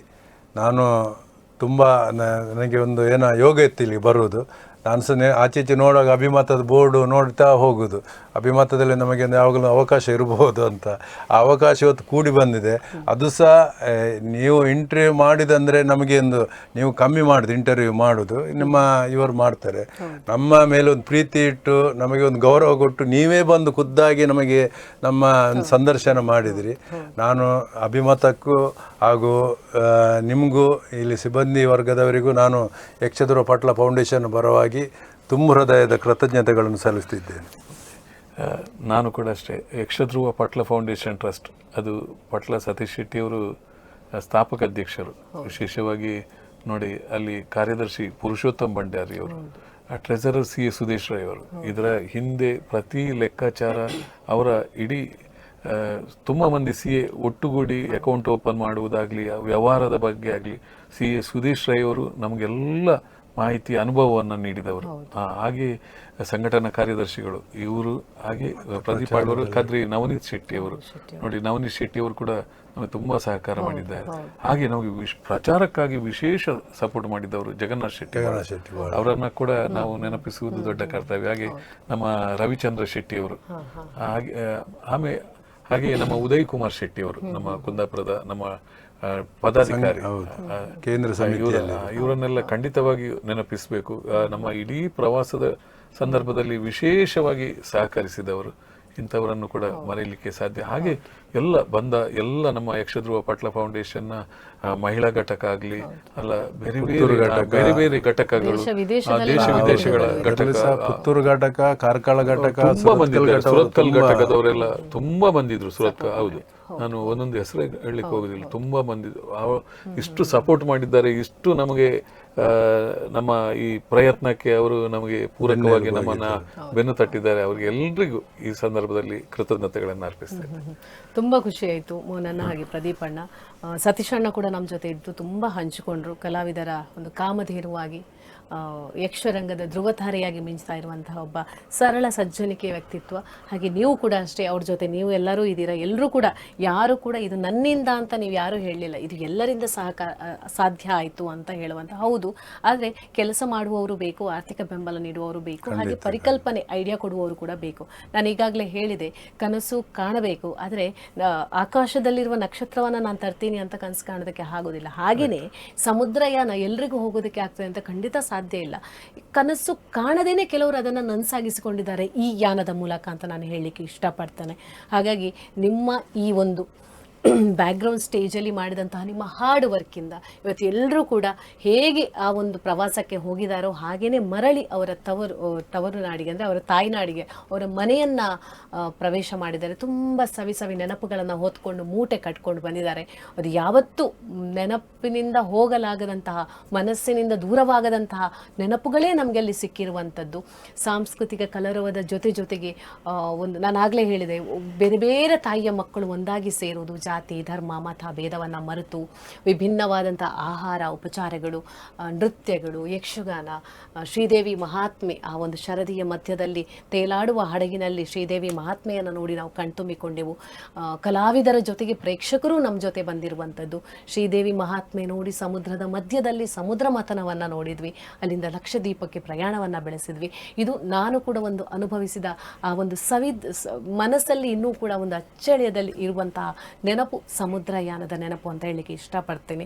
ಹಾಗೆ ನಿಮಗೂ ಕೂಡ ನಾನು ಈ ಸಂದರ್ಭದಲ್ಲಿ ಧನ್ಯವಾದವನ್ನು ಹೇಳಲಿಕ್ಕೆ ಇಷ್ಟಪಡ್ತೇನೆ. ವೀಕ್ಷಕರೇ, ನೋಡಿದ್ರಲ್ಲ, ಇದು ನಮ್ಮ ಸಮುದ್ರಯಾನದ ಸವಿ ನೆನಪು ಅಂತ ಹೇಳ್ಬೋದು. ಯಕ್ಷಧ್ರುವ ಪಟ್ಲ ಫೌಂಡೇಶನ್, ಹಾಗೆಯೇ ನಮ್ಮ ಕರ್ನೂರು ಮೋಹನ್ ರೈ ಸಾರಥ್ಯದ ತ್ರಿಮೂರ್ತಿಗಳಿರುವಂತಹ ತ್ರಿರಂಗ ಸಂಗಮದ ಜೊತೆ ಕೂಡಿಕೊಂಡು ಆಯೋಜನೆಗೊಂಡಂತಹ ಈ ಸಾಂಸ್ಕೃತಿಕ ಪ್ರವಾಸ ಏನಿದೆ ಇದು ನಿಜಕ್ಕೂ ಒಂದು ಯಶಸ್ವಿ ಆಗಿದೆ ಅಂತ ಹೇಳಲಿಕ್ಕೆ ಇಷ್ಟಪಡ್ತೀನಿ. ಅದರ ಜೊತೆಗೆ ಸಾರ್ಥಕತೆಯನ್ನು ಕಾಣಬಹುದು. ಹಲವಾರು ಕನಸುಗಳನ್ನು ಇಟ್ಕೊಂಡು ತಮ್ಮದೇ ಆದಂತಹ ಪರಿಕಲ್ಪನೆಯನ್ನು ಮೂಡಿಸ್ಕೊಂಡು ಅದರ ಹಿಂದೆ ದುಡಿದಂಥವರು ತುಂಬ ಜನ ಇದ್ದಾರೆ. ಅವರ ಹೆಸರನ್ನು ಹೇಳ್ಕೊಂಡು ಹೋಗೋದಕ್ಕೆ ಖಂಡಿತ ಸಾಧ್ಯ ಇಲ್ಲ. ಮುಖ್ಯವಾಗಿ ಯಕ್ಷಧ್ರುವ ಫೌಂಡೇಶನ್ನ ಒಂದು 5-6 ಜನ ಪದಾಧಿಕಾರಿಗಳು, ಹಾಗೆಯೇ ಕರ್ನೂರು ಮೋಹನ್ ರೈ ಅವರ ತಂಡ ಇರ್ಬೋದು, ಎಲ್ಲರೂ ಕೂಡ ಒಂದಲ್ಲ ಒಂದು ರೀತಿಯಲ್ಲಿ ಕಣ್ಣಿಗೆ ಎಣ್ಣೆ ಬಿಟ್ಟು ನಿದ್ದೆ ಎಲ್ಲ ಮಾಡದೆ ರಾತ್ರಿ ಹಗಲು ಅಂತ ದುಡಿದು ಈ ಒಂದು ಸಮುದ್ರಯಾನದ ಈ ಒಂದು ಕನಸನ್ನು ನನಸಾಗಿಸಿಕೊಂಡಿದ್ದಾರೆ. ಅದಕ್ಕೂ ಮುಖ್ಯವಾಗಿ ನಾನು ಈ ಸಂದರ್ಭದಲ್ಲಿ ಹೇಳಲೇಬೇಕು, ದಾನಿಗಳು. ಸತೀಶಣ್ಣ ಕೂಡ ಹಾಗೆ ಎಲ್ಲರೂ ಕೂಡ ದಾನಿಗಳನ್ನು ದೇವರು ಅಂತ ಹೇಳ್ತಾರೆ. ಅಂತಹ ದಾನಿಗಳು ಕನ್ಯಾನ ನಿಮ್ಗೆಲ್ರಿಗೂ ಗೊತ್ತೇ ಇದೆ. ನಮ್ಮ ಒಂದು ಏನು ತುಳುನಾಡಿನ ಒಂದು ದಾನಶೂರ ಕರ್ಣ ಅಂತಲೇ ಹೇಳ್ಬೋದು. ಅದರ ಜೊತೆಗೆ ಅದೆಷ್ಟೋ ದೈವ ದೇವಸ್ಥಾನಗಳ ಅಭಿವೃದ್ಧಿಯ ಹರಿಕಾರ, ಅದೆಷ್ಟೋ ಅಸಹಾಯಕರಿಗೆ ಬೆಳಕಾದವರು, ಅದೆಷ್ಟೋ ಅಸಹಾಯಕರ, ಅದೆಷ್ಟೋ ಅದೆಷ್ಟೋ ನಿರ್ಗತಿಕರ ಬಾಳಿಗೆ ಬೆಳಕಾದಂತಹ ವ್ಯಕ್ತಿ. ಇಂಥವರು ಈ ಒಂದು ಯಕ್ಷಧ್ರುವ ಪಟ್ಲ ಫೌಂಡೇಶನ್ನಲ್ಲಿ ಇದ್ಕೊಂಡು ಅದನ್ನು ಮುನ್ನಡೆಸ್ಕೊಂಡು ಹೋಗ್ತಾ ಇದ್ದಾರೆ. ಅವರ ಆ ಮಾತುಗಳು. ಅದರ ಜೊತೆಗೆ ನಮ್ಮ ಶಶಿ ಕೆಟರಿಸ್ನ ಯಶಸ್ವಿ ಉದ್ಯಮಿ ಅಂತಲೇ ಹೇಳ್ಬೋದು. ಇದರಲ್ಲಿ ಪ್ರಧಾನ ಸಂಚಾಲಕರಾಗಿದ್ದುಕೊಂಡು ಒಂದು ದೊಡ್ಡ ಪಿಲ್ಲರ್ ಕೂಡ ಹೌದವರು ಶಶಿ ಅಣ್ಣ. ಅವರ ಒಂದು ವಿಭಿನ್ನವಾದಂತಹ ಆಲೋಚನೆಯಿಂದ ಕೆಲವೊಂದು ಎಕ್ಸ್ಪೆರಿಮೆಂಟ್ಗಳು ಆಗ್ತಾ ಇರೋದು, ಹಾಗೆ ಯಶಸ್ವಿ ಕೂಡ ಆಗ್ತಾ ಇದೆ. ಹಾಗೆ KD ಶೆಟ್ರು ಕೂಡ ಇದ್ದಾರೆ.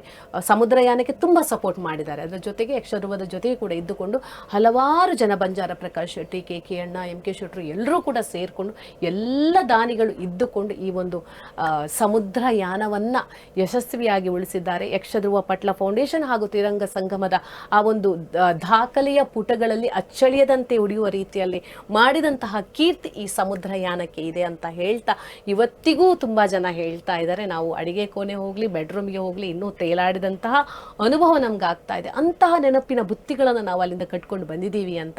ನಿಜವಾಗ್ಲೂ ಇಂತಹ ಯಾನಗಳು ವಿವಿಧ ಕಡೆಗೆ ವಿವಿಧ ರೀತಿಯಲ್ಲಿ ವಿಭಿನ್ನವಾಗಿ ಆಗಲಿ, ಇಂತಹ ಈ ಕಾರ್ಯಕ್ರಮದಿಂದ ಅದೆಷ್ಟೋ ಕಲಾವಿದರ ಬಾಳಿಗೆ ಒಂದು ಬಾಳಿಗೆ ದಾರಿ ದೀಪವಾಗಲಿ ಅಂತ ಹೇಳ್ತಾ, ನಮ್ಮ ಸತೀಶ್ ಅಣ್ಣನವರಿಂದ ಈ ಯಕ್ಷಧ್ರುವ ಪಟ್ಲ ಫೌಂಡೇಶನ್ನ ಸಾರಥ್ಯವನ್ನು ವಹಿಸಿಕೊಂಡಂತಹ ಪಟ್ಲ ಸತೀಶ್ ಶೆಟ್ಟಿಯವರ ಆ ಒಂದು ನೇತೃತ್ವದಲ್ಲಿ ಅದೆಷ್ಟೋ ಕಲಾವಿದರ ಬಾಳು ಬೆಳಗಲಿ, ಅವರಿಗೆ ಇನ್ನಷ್ಟು ಅವಕಾಶಗಳು ಸಿಗಲಿ ಅಂತ ಹೇಳ್ತಾ, ಇನ್ನೂ ಕೂಡ ಈ ಯಕ್ಷಧ್ರುವದ ಪಯಣ ಮುಂದೆ ಸಾಗ್ತಾ ಹೋಗಲಿ, ಜೊತೆಗೆ ತ್ರಿರಂಗ ಸಂಗಮವೂ ಕೂಡ ಯಶಸ್ಸಿನ ಶಿಖರಕ್ಕೆ ಏರಲಿ ಅಂತ ಹೇಳ್ತಾ, ನಮ್ಮ ಈ ಸಮುದ್ರಯಾನ ಇದು ಸವಿನೆನಪಿನ ಪಯಣ ವಿಶೇಷ ಕಾರ್ಯಕ್ರಮವನ್ನು ಇಲ್ಲಿಗೆ ಕೊನೆಗೊಳಿಸ್ತಾ ಇದ್ದೀವಿ.